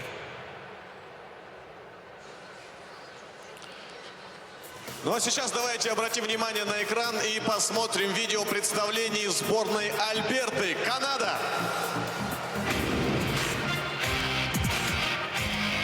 Сборная хоккейной лиги Альберты, Канада.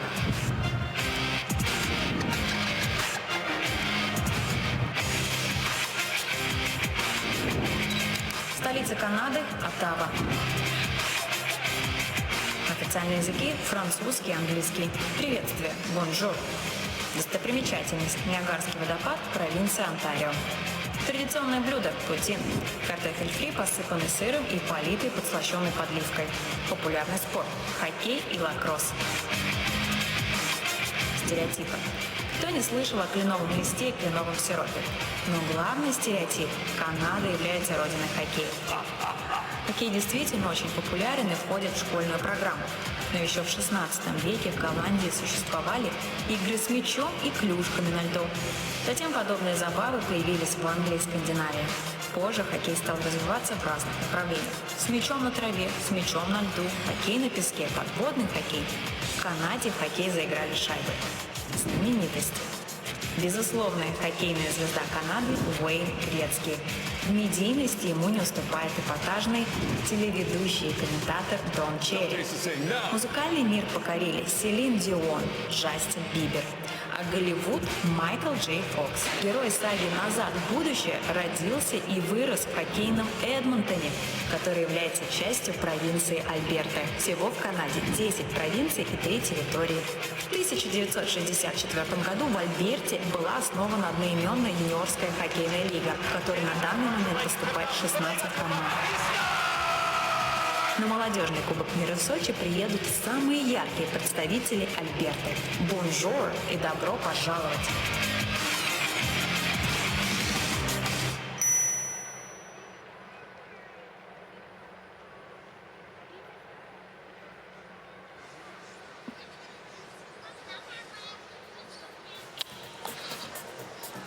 Небольшое объявление. Было найдено ветеранское удостоверение Силижановой Антонины Алексеевны. Силижановой Антонины Алексеевны. Если вы заметили пропажу, обратитесь к сотрудникам охраны, они подскажут, где забрать удостоверение.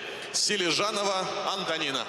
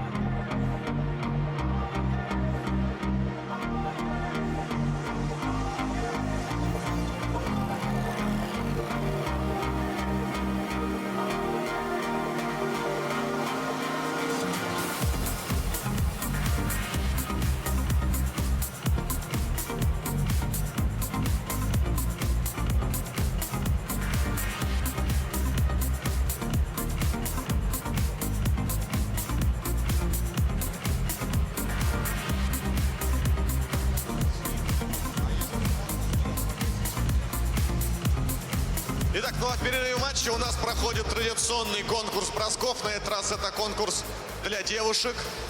В нем участвуют две очаровательные участницы. Давайте их поприветствуем. Это Дарья и Алиса. Громкие аплодисменты участницам. Как вы могли заметить, девушки первый раз на льду. Для них это интересный, уникальный опыт.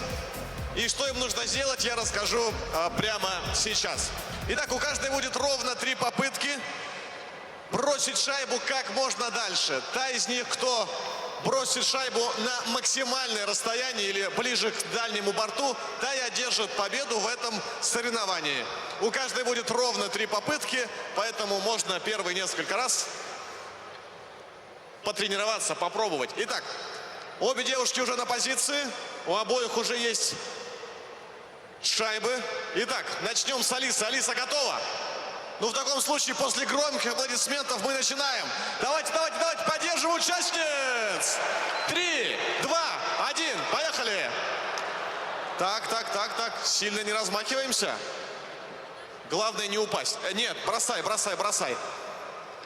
Пока все 3 не улетит. Первая пошла, отлично. Отлично пересекает, останавливается прямо на центре. Отлично.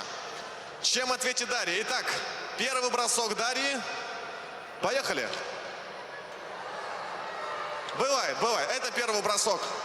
Это лишь первый бросок. Еще 2 попытки есть. Следующий бросок от Алисы. Пока Алиса в лидерах. Этот бросок выглядит гораздо увереннее. Это достойно, отлично. Дарья, все в твоих руках.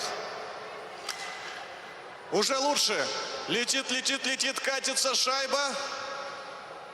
Все равно неплохо. Давайте поаплодируем Дарье.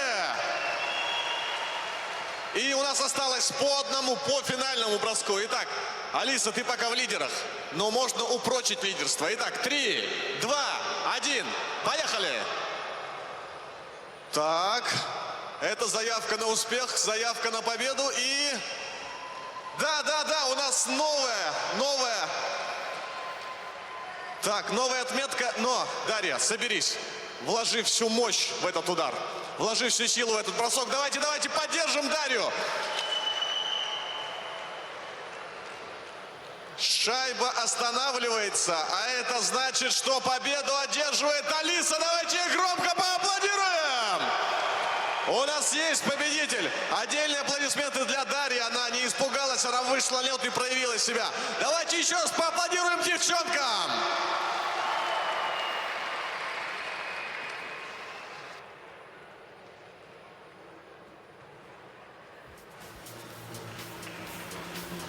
Ну а пока мы медленно и красиво выводим участниц со льда, я напомню, что буквально через 3 минуты начинается третий период финала Кубка мира по хоккею Sirius 2019. Это решающая 20-минутка, и нужно оставить все свои эмоции здесь. Поддерживаем команды до последней секунды. Давайте пошумим!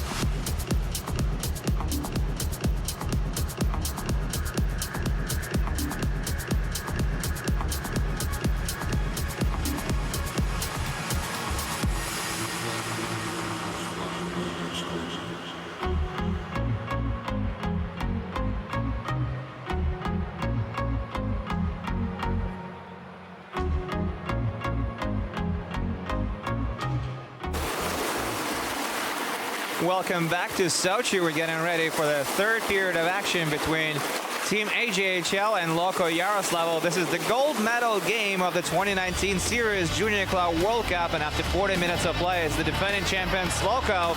We have a 2-0 lead, followed by this power play marker by Nikita Anahovsky. And Grigory Denisenko had the only other goal of the game, scoring it midway through the first period. Alberta out shooting Loko after 40 minutes, 17-14, as they outshot them in the second period, 9-5. But that's largely because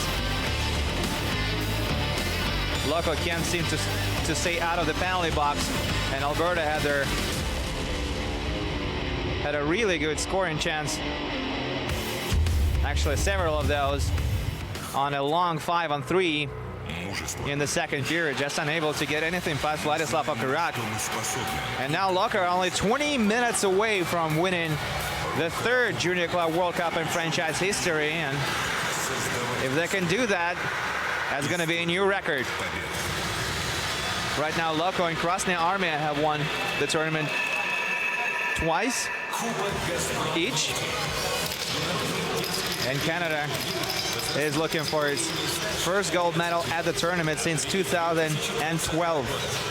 7 years ago, it was the Sudbury Wolves of the Ontario Hockey League who won the gold medal. Josh Lebo and Frank Corrado were on the team. Looks like we're all good to go here in the third. Anahovsky is going to be up against Jordan Byro. They open him face up, and Anahovsky wins it.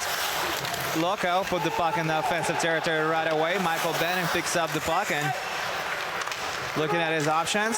Skating behind the net and playing it to William Zapernik. Zapernik across the ice to his teammate, and now Jordan Byro breaking into the zone down the left wing. He's shoved to the boards by Anton Malashev. Zapernik picks up the puck in the corner of the offensive effort for Team AJHL. Zapernik still has it. Passes it to Carter Savoy. Savoy to Benning. Benning tries to move it around the boards and gives up possession as Roman Bychkov finds it. Plays it up the ice to Chervanenko. Chervanenko is the captain of Loko-AJHL, and he's looking to win his third Junior Club World Cup. He was with the team in all three tournaments. Now Lukichov deep in the offensive territory. Passing it around the blue line, passing it in front to Danishkin. Now Danishkin couldn't get it under control, and Canada is able to clear the puck down the ice. Lukichov back in possession, trying to make something happen in the neutral zone. Now Denisenko, one of the goal scorers, dumps the puck in down the left wing. Parker plays it up the left wing for Canada. And now Parker has it back in the corner, going across the ice with it to Kroon. Kroon can't get it under control, and Canada puts the puck in the offensive territory. 16-year-old Lukashevich puts it back in the corner for Lukichov. Lukichov plays it back into the neutral zone, and it's picked up by Parker. AJHL go down the left wing, dumping the puck in. Lukichov will skate to it. Alex Yan on the forecheck, and Lukashevich tries to get it under control as the puck was stick in the skates of one of the officials. Lukichov through middle ice to Anahovsky, who shoots it, and blocker save is made by Matt Davis. And now Rybakov to Anahovsky, back to Rybakov. Nice move by Rybakov to get loose as he tries to score on the wraparound with the backhand. And can't drag it in, and now Canada will break into the zone. Benoit battles for the puck, loses the battle to giant defenseman Danil Misul, who is the prospect of the New Jersey Devils. And now Nick Kovalenko breaking down the zone at the left wing. Kovalenko turns and keeps his head up. Diagonal pass up the ice to Ilya Mironov, and his shot is blocked. Kovalenko with a nice move, taking the shot. Stick save is made by Matt Davis as the puck goes out of play. We're 2 minutes and a half rather, into the third period. Loko still with the 2-0 lead. There was a good chance Loko wouldn't be competing at this tournament because they represent Russia. Just over 3,000 fans are at the game. As I was saying, Loko almost missed the tournament because only the winner of Karlamov Cup gets to represent Russia at the tournament. And Loko were down by 2 late in Game 6 in the final series of Karlamov Cup against Avto Yekaterinburg, and they managed to score 2 quick goals late in Game 6 to force overtime, and then won it 3-2, and then won Game 7 1-0, and that's how Loko got to represent Russia at the tournament.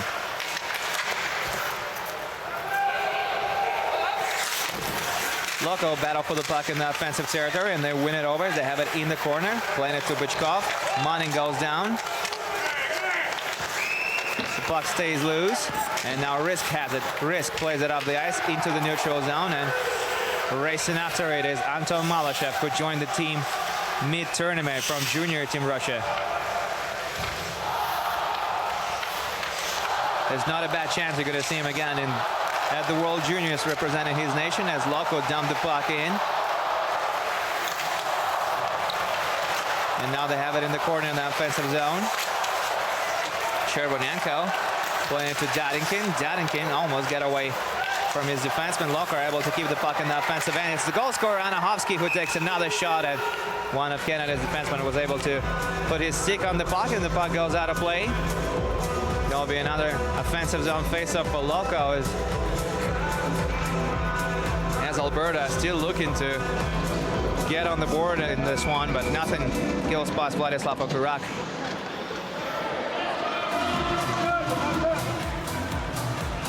Alex Young will be at the dot for Canada, and Max Danishkin is across from him. Young wins the face-off, but it's Grigory Denisenko who finds the puck in the offensive territory. Slowly gliding to the point. And now centering pass at 10 was made by Loko. It misses everyone and slides into the neutral zone. Daniil Misyul will play up the puck to the left wing. And Davis now puts it in the corner for Kroon. Kroon goes across the ice with it, and it was intercepted by Denishkin, and the puck ends up in the stands. Loko are the only team to win Kharlamov Cup 3 times in the Junior Hockey League, major junior league that was established in Russia 10 years ago. And in those 10 years, Loko came out victorious 3 times. And that's how they got to represent Russia at the tournament just as many times, looking to win their 3rd cup.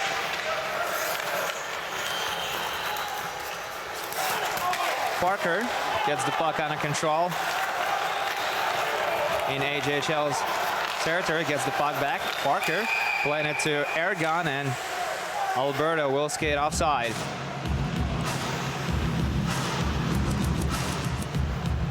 Alberta had a very busy morning today as they went to see a Russian space shuttle and then Formula 1 track. And then Bolshoi Dome. They got to visit the dressing room that Team Canada used at the 2014 Olympics, and then they watched KHL's team Sochi at practice. A very busy morning for Alberta, who find themselves down 2-0 now as Blaine Brockhoff takes a point shot. Turned aside by Akurak. And now Loko pick up the puck behind their own net. Malyshev to Rybakov, back to Malyshev, and it's turned over, and now Canada will pick it up in the corner, playing it to Dubois. Dubois attempts to put a few moves on, losing possession. Anahovsky chips it, or rather tried to chip it into the offensive territory. Now Caleb Aragon with the puck at the left wing, trying to get it to his teammate, and it's intercepted by Loko. And now Manin racing for the puck. Gervais to Mitchell. Mitchell under pressure, skating through the neutral zone and gaining the offensive end down the left wing. Losing possession now. Canada battles for it. It's a losing battle as Manin picks up the puck and puts it into the neutral zone, only for Team AJHL to put it back into the offensive end. Loko now looking to retrieve the puck, and they do as Lukashov, or rather Lukashevich, puts it into the neutral zone. Canada able to put the puck back into the offensive territory. Manin now switches the play to the right wing. Loko gained the zone breakaway chance for Darian, who shoots it and misses the net wide. And we'll see one of the Loko players slowly getting up at the far blue line as Canada dumped the puck in. And there's a stoppage of play, and it's Calgary Flames prospect Nikolaev, who seems to be banged up on the play.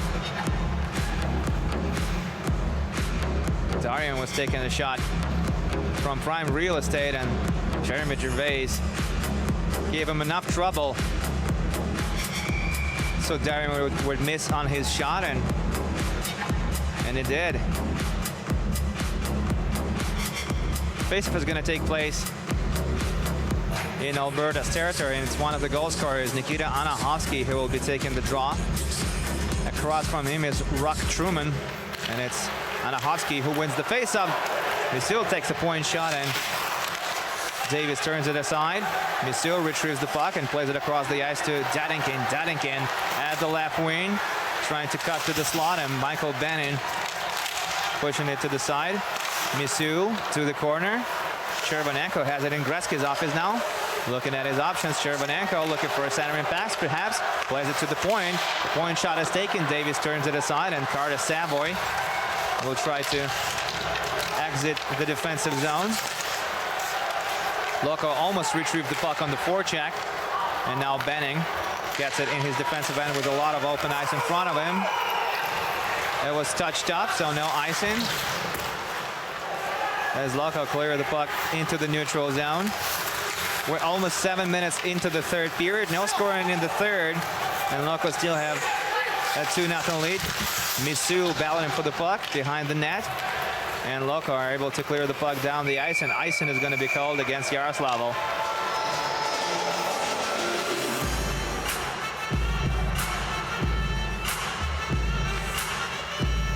If you're just joining us now, this is the gold medal game of the 2019 Sirius Junior Club World Cup.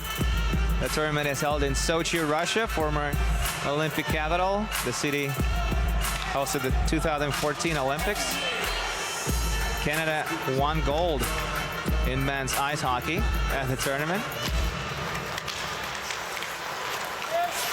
But right now, Canadian team is down by 2 and looking for their first goal of the night.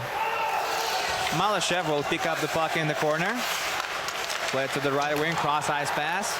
And now it's Slepats, Kirill Slepats skating in over the blue line. Cross ice pass is made and another shot is taken and it goes wide of the net, hitting the gloves behind Davis. Loko still in possession in the offensive territory. Denisenko with a nice move.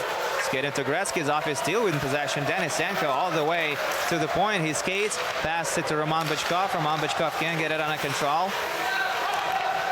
Denishkin finds the puck at the half wall. Plays it to Denisenko. Denisenko looking to take a shot. Passes it for a one-timer. And it doesn't make its way to the net.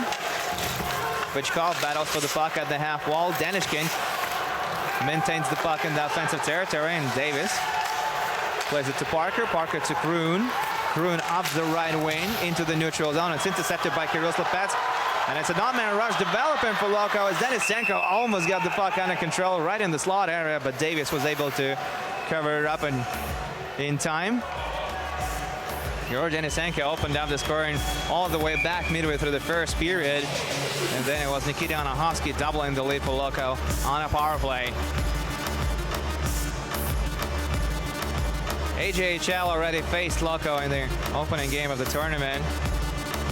And they were up 2-0 after almost 40 minutes of play. Max Danishkin got to go back for Loko only in the 9 seconds of the second period last Friday night. And then Kirill Slepats tied it up with a one-timer. And Ilya Mironov scored the game-winning goal within the final 2 minutes of the third period. Otsolajha Trashinets, team that represented Czech Republic at the tournament, watching the game from the stands. Otsolajha finished 7th in this 8-team tournament. Davos of Switzerland finished 8th. Modo Sweden finished 6th, and it was Team NAHL representing the United States of America that finished 5th. Bronze was won by Carpet earlier this afternoon, and Austrian Red Bull finished 4th for the 2nd consecutive year. And now we have Loko eyeing their 2nd consecutive win at their Junior Club World Cup. And they're getting closer to it with every passing second. Kovalenko taking a shot, and pass save is made by Davis, who will hold on to it as he covers it up.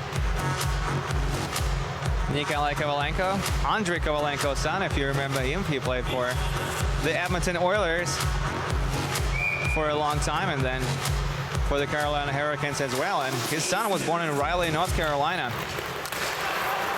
Represents Russia internationally.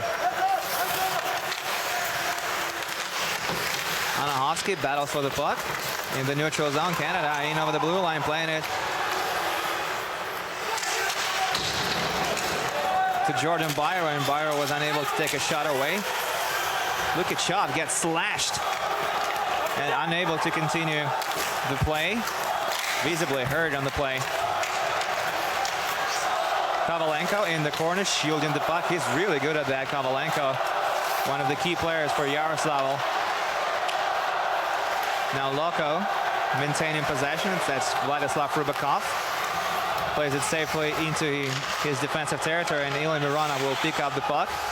As Loko are changing on the fly. Rock Truman is out there on the forecheck. Loko go up the right wing. Now Lane Brockhart loses his balance, but passing it to Rock Truman. And it looks like there's going to be a knee call made on the play, as we see Nikolaev, who was banged up early in the period, again lying on the ice, and it looked like it was a knee-on-knee collision right at the blue line next to AJHL's bench. Lane Brockhart says there was a dive. Doesn't look like a dive to me. Brockhart did not go knee-on-knee as it looked initially. Now we see Brockhoff in the penalty box, and that will send Loko again on a power play. They were successful on their last attempt as Nikita Anahovsky doubled the lead. Of assist by Nikolai Kovalenko and Alexander Darian. Nikolaev is on the bench applying a bag of ice to his knee. Anahovsky win the face-up cleanly to Mironov. Mironov gives the play a left, and now Darian with a time and a place to shoot it, and he goes for it and misses the net wide. Darian playing it to Mironov. Mironov switches the play to the right wing for Anahovsky. Anahovsky against Rock Truman, playing it to Kovalenko. Back to Anahovsky, back to Kovalenko. Kovalenko can't get it under control, so Darian will play up the puck in the corner. Back to Kovalenko. It's Kroon who drives Anahovsky into the wall. No call is made on the play now, and Zapernik puts the puck in the offensive territory for Akaruk to touch it up. And now it's Darian who receives the puck, skates through the neutral zone. Darian switching the play to Slipats. Slipats into the corner, getting the puck back. Slipats is now to Lukichov. Now to goal scorer Denisenko with their nice play to Darian. Darian back to Denisenko, who has it at the point, drops to the half wall. Denisenko still in possession, playing it to Darian. Darian in front of the net, attempts to pass it, and it was intercepted by Michael Benin, who shoots it down the ice.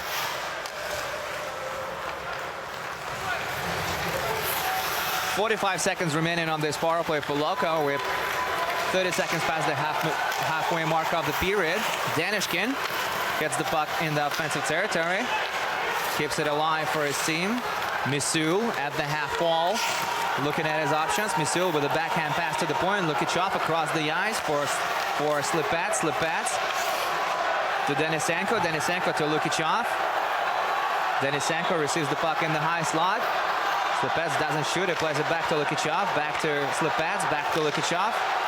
Switching the play to the left wing for Denisenko. Denisenko, 8 seconds remaining on the power play as Denisenko curls away twice from Benning. Denisenko playing it to the left face of circle. Slipats can take a shot, puts it to the area in front of the net and misses everyone.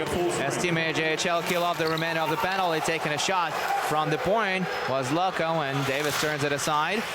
Slipats somehow manages to keep the puck in the offensive end, and as Denisenko will go on the forecheck, the other 4 men on Loko will skate to the bench to get a line change. Alex Young with 4 goals at the tournament, playing it to the left wing for captain Ryan Conroy. Back to Michael Bannon. It goes. Bannon shoots it hard around the rim into the offensive territory for Team AJHL. And Malashev will send it the other way. Now Darian battling for it. Malashev and Nikolaev, who's back on the ice for Loko, battle for the puck behind the net. Nice kick pass by Nikolaev to Darian. Darian with a lot of room in front of him, dumping the puck around the rim, and Manin will skate to it at the other end of the ice. He gets stapled to the board, but somehow he manages to give the puck to Nikolaev. Nikolaev goes down again, but keeps the play alive for Loko, and now it's Darian who picks it up. No room at the left wing, but Nikolaev almost skates to the hash marks and taking a shot. Now Jordan Byro up the left wing. No offside is called in the play. Carter Savoy tries to dangle past Daniil Misul. That's not an easy job to do. And Loko put the puck back in the neutral zone. 7.5 minutes remaining to be played in the third period as Darwin shoots it off the right wing and Davies covers it up. And there will be another offensive zone faceoff for Loko. And the AJHL is still looking for their first goal of the night as they're down by 2 in this gold medal game. And Loko are getting closer and closer to winning their 3rd cup to become the first team to do it. Loko are participating in the tournament for the 3rd time, and they won 15 consecutive games.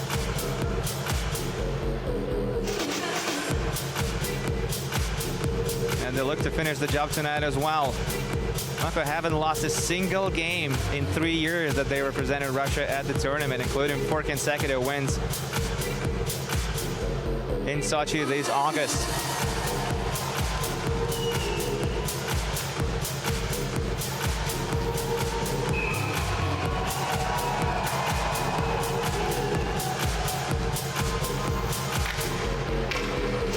Шайба, не молчим, поддерживаем! in this gold medal game, but just unable to convert on the scoring chances, of which there have been plenty, especially in the second period. And following that, it was Anahovsky who doubled the lead for Loko with the power play marker. And now Benning puts it into the neutral zone for Loko to retrieve the puck, and curling away from the opposition is Daniil Misul, one of 8 NHL prospects on this Loko team. Loses possession, and with just over 7 minutes remaining to be played in regulation, Michael Benning picks up the puck in the corner, plays it to Ryan Conroy. Conroy puts it to the hash marks almost of his defensive zone. Benning curls away, gives it to Conroy. Conroy to Jordan Byro. Byro shoots it and gets blocked, but Canada still has the puck in the offensive territory as they pass it around. Mitchell puts it on net from their high slot. It goes wide of the net, and Loko are able to put it to the half wall. Now Misu off the wall to get it past Alex Young to Mironov. Mironov up the right wing, and a nice play is made. Danishkin gains the zone, dropping it for Chervonenko, who will shoot it, and Davis makes a pad save to keep it a 2-goal game. Chervonenko puts it around the rim, into the corner it goes for Denisenko, who gets away from his opponent with a nice fake move. Denisenko, who has 3 goals in 3 games at the tournament, has 1 tonight. Plays it to the half wall for Danishkin. Now Lukichov with a point shot, and save is made by Davis. Now Slepets tries to score on the wraparound.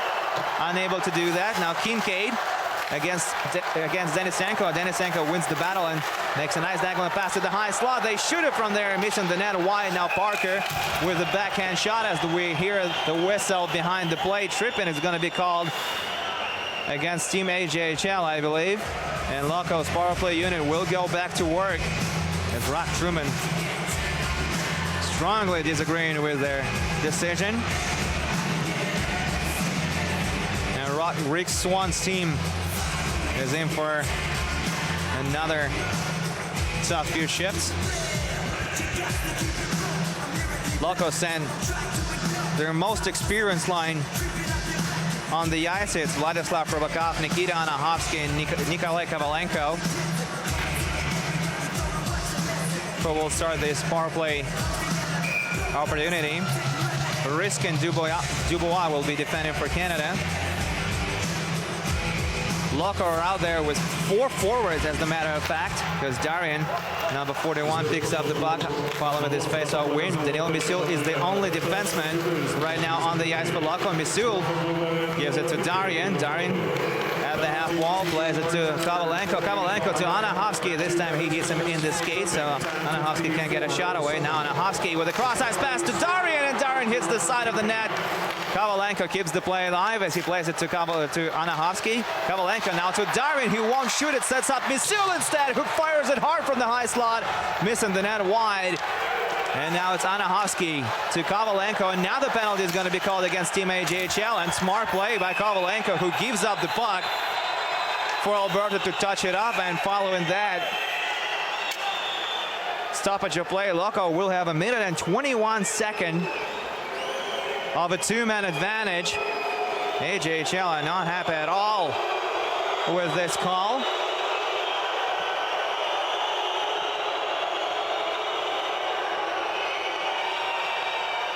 Really good puck distribution by Loko's special unit on the play. And this is the call on Dubois.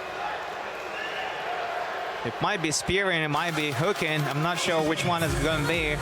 But really smart play by Kovalenko, who realized what was going on and just gave up possession to give Loko a longer 5-on-3. And they have 1 minute and 21 seconds of it, with a chance to put this game away for good.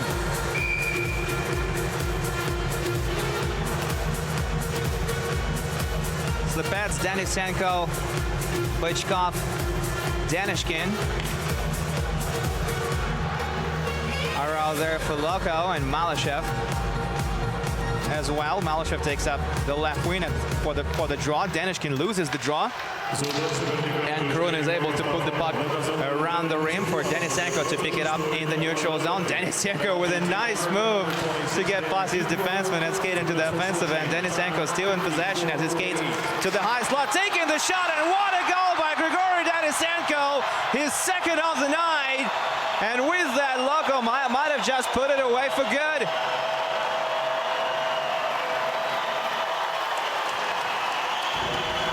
Grigory Denisenko with the clinic in the offensive end to get to the shooting area and just hammers it past Matt Davis to give Loko a 3-0 lead. Absolutely no chance for Davis, who was scrambling in the blue pants, and Denisenko saw that, fired it home with a clapper from the high slot.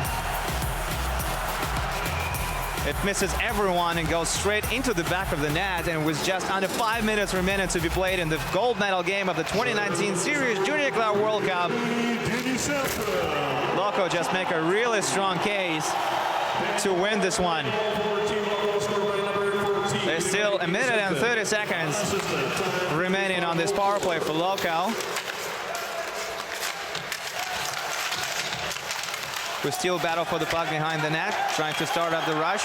One of Canadian players is down on the ice, so it's a 3-on-2 rush for Loko. Nikolaev with the toe drag, and now they try to get it to Darin to the far post. Doesn't go through, but Manin now plays it up to the point. Misul picks it up. Fake move to get it to Darin. Darin backhand pass attempt to Manin. Manin to the far end of the ice to Nikolaev. Nikolaev to Mironov. Mironov back to Nikolaev. Nikolaev with a nice move to create a shooting space for himself. Unable to do that. Now Mironov to Nikolaev. Nikolaev with a nice move. Playing it to Manin in the area behind the net. Manin to Darian. Darian back to the high slot for a one-timer for Mironov, who misses the net wide. Nikolaev back to Mironov. Another hard shot by Mironov. This time it hits Davis straight in the crest. And Davis will hold on to cause the stoppage of play. And the fans can feel it. Loko are just minutes away from winning their third Junior Club World Cup in franchise history, to become the first team to do that.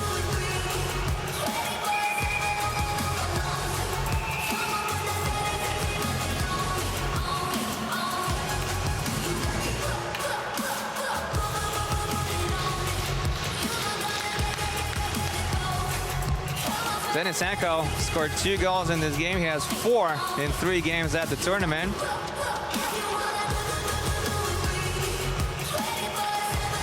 And that's good enough to be tied for second at the tournament, because Max Giangolano and Alex Young also have 4 goals each for Team AJHL. And it's Zdenek Sedlak who leads the tournament with 6 goals. It looks like Max Giangolano is sent to the sin bill as well. Not so sure what this is all about. Roughing is the call. And Loko will remain on the power play. Puchkov plays it to the right wing for Nikolai Kovalenko. Kovalenko taking the shot. It's gloved by Matt Davis. And Max Giangolano gets a 2-minute minor and a 10-minute misconduct for unsportsmanlike conduct. On top of that, number 17, Max Giangolano, 10 minutes misconduct penalty for unsportsmanlike conduct, time 56:22. AJHL win the face-up in the defensive territory, but the puck is competed for hard by Rybakov and Anahovsky. And Kovalenko, who gets it in the corner at the end of the sequence. Now Anahovsky back to Kovalenko. Kovalenko attempted a pass to the slot and didn't go through, and looks like there's going to be a penalty against Loko called now, as we see Davis racing to the bench. And as the puck is touched up, we get the stoppage of play. Just over 3 minutes remains on the play. We hear that Rybakov says, "Let's go." It looks like there's going to be a fight as he drops in with Dane Dubois, and both of them go down the ice, and linesmen attempt to break up the fight, to nip it in the bud, and Rybakov still has a few words to say to Dane Dubois. It doesn't look like this one is over. Oh, but it is. Dubois is headed straight to the dressing room, and it looks like Rybakov will get Well, at least for now, Rybakov skating to the sin bin. Looks like the call is going to be made against Kovalenko for goaltender interference, but I'm not so sure of that. And that's what started the whole sequence. I think Rybakov might have been speared by Dubois, and that's why Rybakov was so furious. Dubois definitely dropped the gloves. I don't think that Rybakov did. We see Kovalenko in the penalty box, and I believe goaltender interference is the call against him.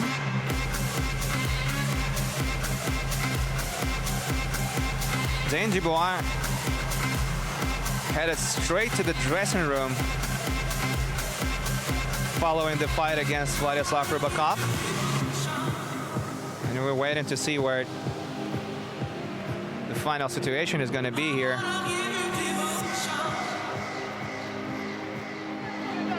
Remember that Loko had a man advantage before the incident took place, so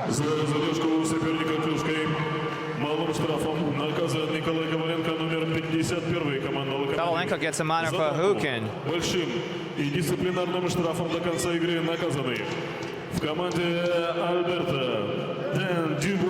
Dane Dubois and Vladislav Rybakov are tossed for that fight, so we're not going to see either of them again tonight. But then again, there's only a handful of minutes remaining to be played in the period, and Loko have a 3-0 lead. Misul tries to clear the puck down the ice, and he does. Alberta have a man advantage following the sequence. Michael Benning plays the puck up the right wing, and Conroy sends it further up the ice. Benning keeps the puck alive. Zapernik plays it to Carter Savoy.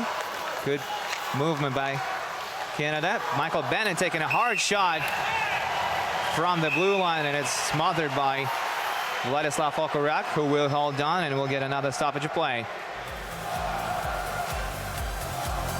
Alberta down by 3, but they do have the man advantage. And just over 2 minutes remaining on the clock. Both coaches still have their timeouts, and at least for now, it doesn't look like Canada are going to pull Davis for the extra attacker. Zadinkin, or rather Manin, sends the puck down the ice, hits one of the officials, and gets stuck in the neutral zone. Alberta will pick it up and play it to Parker as the right wing. Parker to Alex Yan. Alex Yan puts the puck in, but loses control of it. And now Lukachov shoots it back down the ice. Only a minute remains now on this power play chance for Alberta. We're in the final 2 minutes of play in the third period. AJHL with possession in the offensive territory. Looks like it's Cam Mitchell who has the puck. Mitchell twisting away from his opponent, giving it to Marc-Antoine Benoit. Benoit moves it to the point to Gervais. Gervais across the ice to Parker. Parker has it at the half wall, passes it back to Gervais. Gervais shoots, and it goes wide of the net. Alex Young finds the puck in Gretzky's office, plays it back to the high slot. Gervais takes another shot, and this time it hits somebody in front and goes to the side of the rink. Gervais finds it at the point, skates back into the high slot, passes it to Parker, who takes the shot. Okorak makes the save, but the puck stays loose. Alberta are out there with a 6th attacker, and 10 seconds remaining on the power play as they keep the puck in the offensive zone and play it to Parker. Parker in the high slot, taking a shot, makes it the net wide. They tried to bank it home on the rebound of the end boards. It was Cam Mitchell taking the shot. It was smothered by Okorak, and we have another incident of pushing and shoving taking place behind the net. Less than 2 minutes remains on the clock in this gold medal game between Team AJHL and Loko-Yaroslavl. Okorak made a nice save on the short side as Mitchell tried to bank it home to finally put Alberta on the board.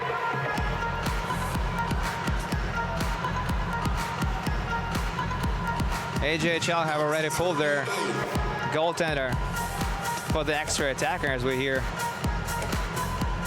Mitchell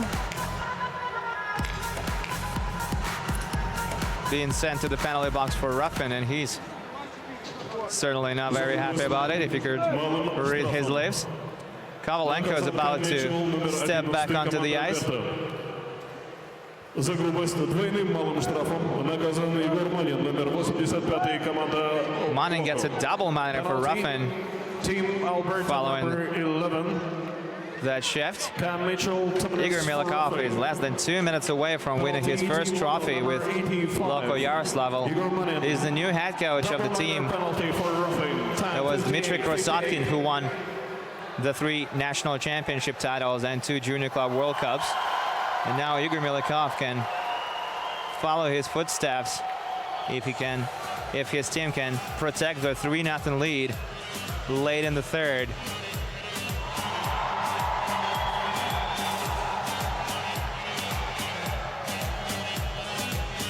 Faceoff is going to take place right outside of Loko's territory. And it's Nikita Anahovsky and Vladislav Sherbanenko who are out there on the ice for Yaroslavl, and Nick Kovalenko is about to jump out from the penalty box to join them. There's only a couple of seconds remaining on his penalty.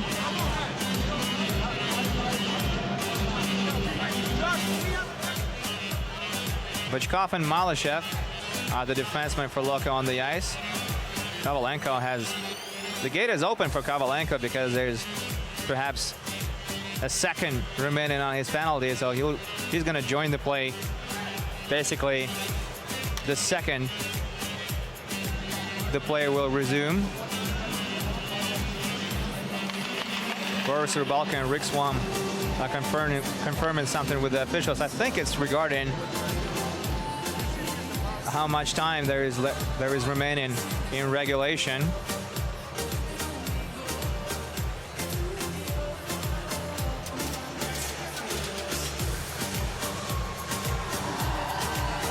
Looks like we're still waiting for a couple of seconds to be put back on the clock, and that might be the reason what's causing this long pause. Zapernik and Kroon will be on the ice for Canada.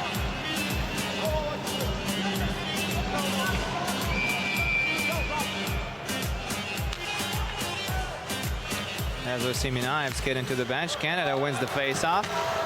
They have the extra attacker out, and they will start this offensive rush to 4-on-4 hockey right now as they dump the puck in. 50 seconds remains on the clock. Canada has the puck in the offensive territory, still looking for their first goal of the night. Kovalenko is out there on the ice for Loko, looking to steal the puck. They take a shot from the left face of circle. It doesn't make its way to the net. Anahovsky is able to clear the puck all the way down the ice. It's going to roll to the end boards, and Kroon is going to pick it up. 30 seconds remains now to be played in regulation. Carter Savard receives the puck at the right wing, puts it in the offensive territory, but Loko are able to shoot it back out. And Kroon will pick it up with just 15 seconds remaining on the clock now. This is all but over as Alex Young gets the puck under control at center ice, shoots it and misses the net wide. It's picked up by Ilya Mironov. 3 seconds on the clock now. And there's the final buzzer. And as you'd have it, Loko-Yaroslavl will keep their winning streak alive. Stay perfect in 3 years that they represented Russia at the Junior Club World Cup. Loko win all 5 games in Sochi this year, including a 3-0 decision in the final game against Team AJHL, a team that they beat twice at the tournament. And Loko-Yaroslavl are the first team in the history of the tournament to win it 3 times. Gotta be especially a happy day for Daniil Gutic, number 38. He did not play a lot of minutes tonight, but it is his birthday. And on his birthday, he'll get to hoist the cup. We'll start the post-game ceremony of the Sirius World Cup 2019. See Loko already in their championship hats. And Boris Rybalka has a few words to say to his team right after the final horn. Team AJHL improved greatly as the tournament went on. They lost their first game at the tournament to Loko 3-2, giving up a 2-goal lead. And this is their second loss. This time they lose to Loko.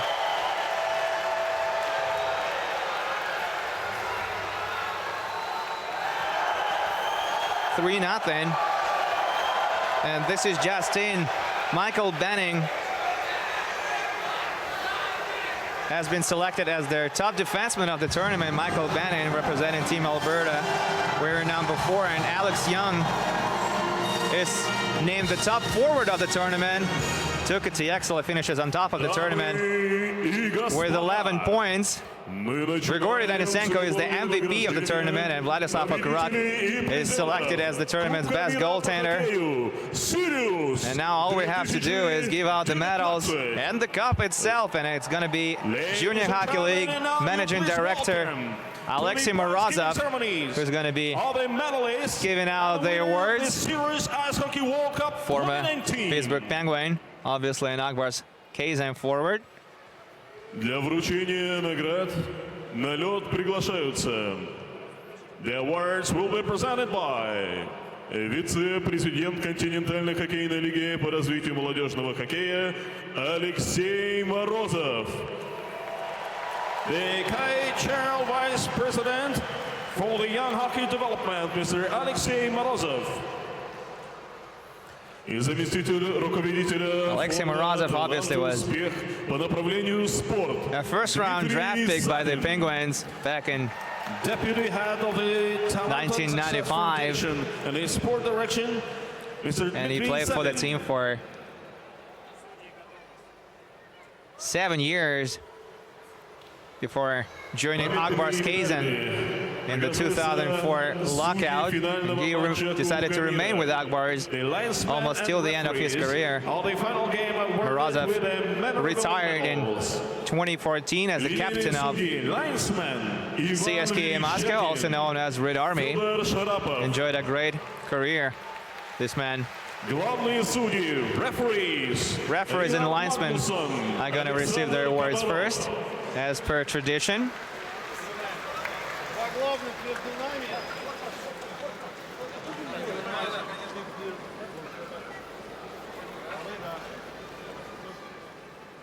Alexei Morozov is still in great shape, and I know how hard he works in it. Just a lovable character all around, Alexei Morozov is. Дамы и господа, директорат нашего турнира учредил специальные призы лучшим игрокам турнира по номинации. Now individuals awards are going to be presented to the winners. Of the tournaments at the special prizes for the best players for the positions. Итак, лучшим вратарем турнира, the best goaltender of the tournament, вратарь команды Loko, на 36-й, Vladislav Okurak. Vladislav Okurak wins the award as the best goaltender of the tournament. Played just one game last year, and it was one against Kunlun Red Star Haluzyan, the one Loko defeated 8-1. Okurak allowed the only goal in the game, and that was the only game for him at the tournament. He came as the starting goaltender for Loko in 2019, and he certainly delivered in his biggest game of the tournament. Very fittingly was the gold medal game, as he posted a shutout on 22 shots, and Michael Benning is selected as the tournament's best defenseman.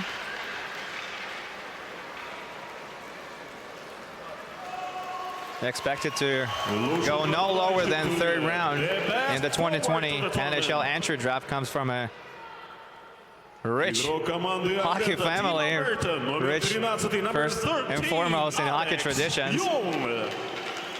Alex Young is selected as the tournament's best forward. He has 4 goals in the tournament and the only hat trick of the Junior Club World Cup. as he scored 3 in the round-robin game against Modo, including the game-winning goal, and it was largely due to his performance and that win that Team AJHL found themselves in the semi-final round. And this man, Carolina Hurricanes prospect Loko-AJHL, number 10. leads the tournament in points, 11 points in 5 games, including 3 earlier this afternoon in the bronze medal game against Red Bull. Loko-AJHL has had an exceptional tournament. Most valuable player of the tournament. And as I already mentioned, most valuable player of the tournament is going to be number 14 on Loko-AJHL, Grigory Denisenko. First round draft pick by the Florida Panthers back in 2018. And he certainly deserved it.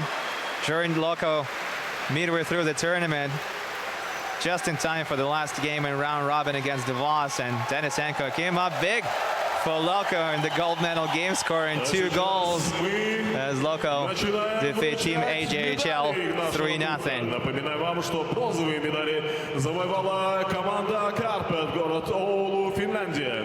Ladies and gentlemen, let me remind you that the bronze medals for the 3rd place went to Team Carpet from Oulu, Finland. Well, you heard what the man said. Carpet Oulu won bronze medals of the tournament earlier this afternoon as they defeated Red Bull 7-4 in a very exciting bronze medal game. Go to the Team Alberta Junior Hockey League, Canada. Now Alberta being awarded their silver medals. Frustrated looks on these young men's faces, and that's perfectly understandable, but AJHL have been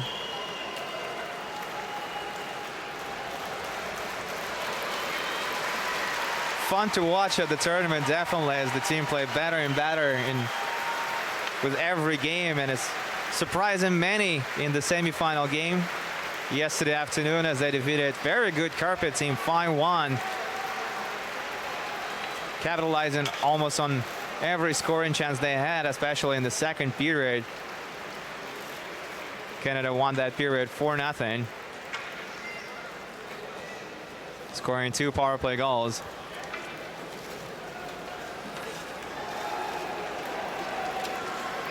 Just one NHL draftee on this Team AJHL side, and it was Geilander, their 3rd Napmatter, who was selected in the 7th round by the Detroit Red Wings, but he didn't get to play a single minute at the tournament, Carter Geilander, as it was mostly Matthew Davis who was playing for Team AJHL, and Griffin Bowerman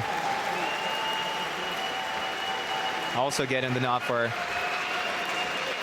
the final round robin game against DeVos, and Griffin Bowerman enjoyed a shutout in that game. AJHL won at 7-0. Great work by coaches Rick Swan and Boris Rubalka at the tournament. I think they really managed to bond the players they selected to represent their league at the tournament. And AJHL definitely were able to build chemistry as the tournament was progressing. It's not an easy job to do as if you're a coach, to bring together a group of guys and make them a gold medal contender in such a short time. And as for Loko, I don't think anybody doubted they would at the very least make another final appearance, and they proved that they were the best team of the tournament as they won the gold medal game 3-0. And Vladislav Chervenenko, Nikolai Kovalenko, and Kirill Slepets win the tournament for the 3rd time.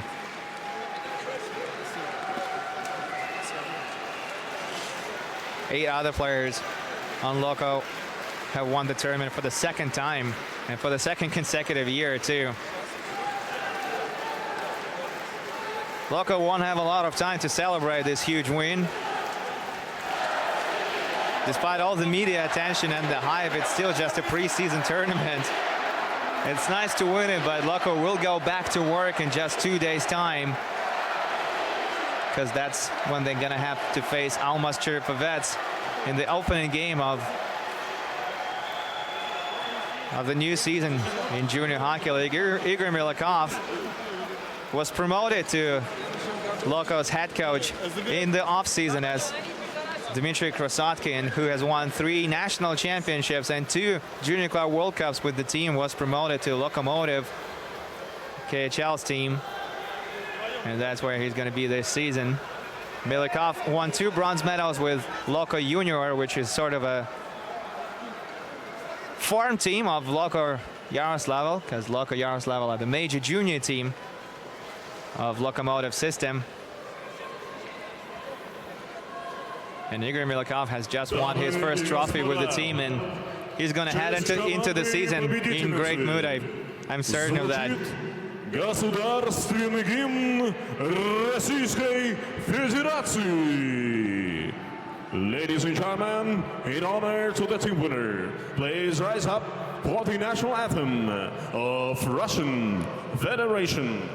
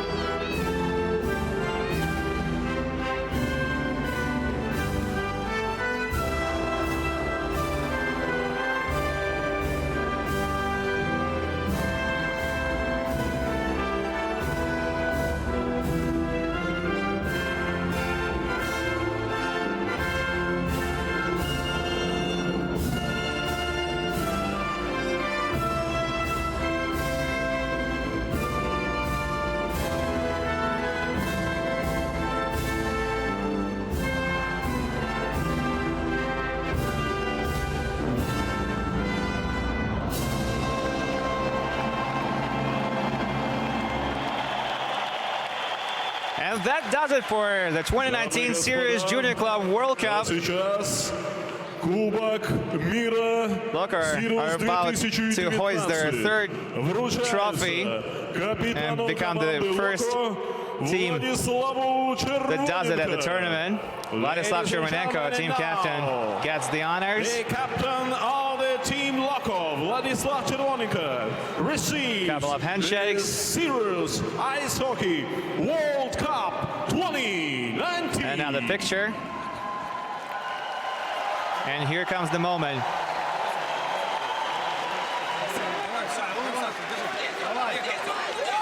And there it is, your 2019 Sirius Junior Club World Cup champions. Loko Yaroslavl winning the trophy for the 3rd time to become the first team to do that.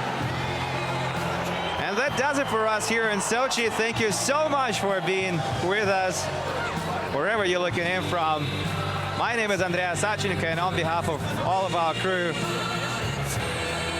I thank you once again, and this is time for me to say goodbye. It has been an honor for me to cover the tournament for you again this year, and hopefully we'll see each other again this time around in August 2020. What do you say?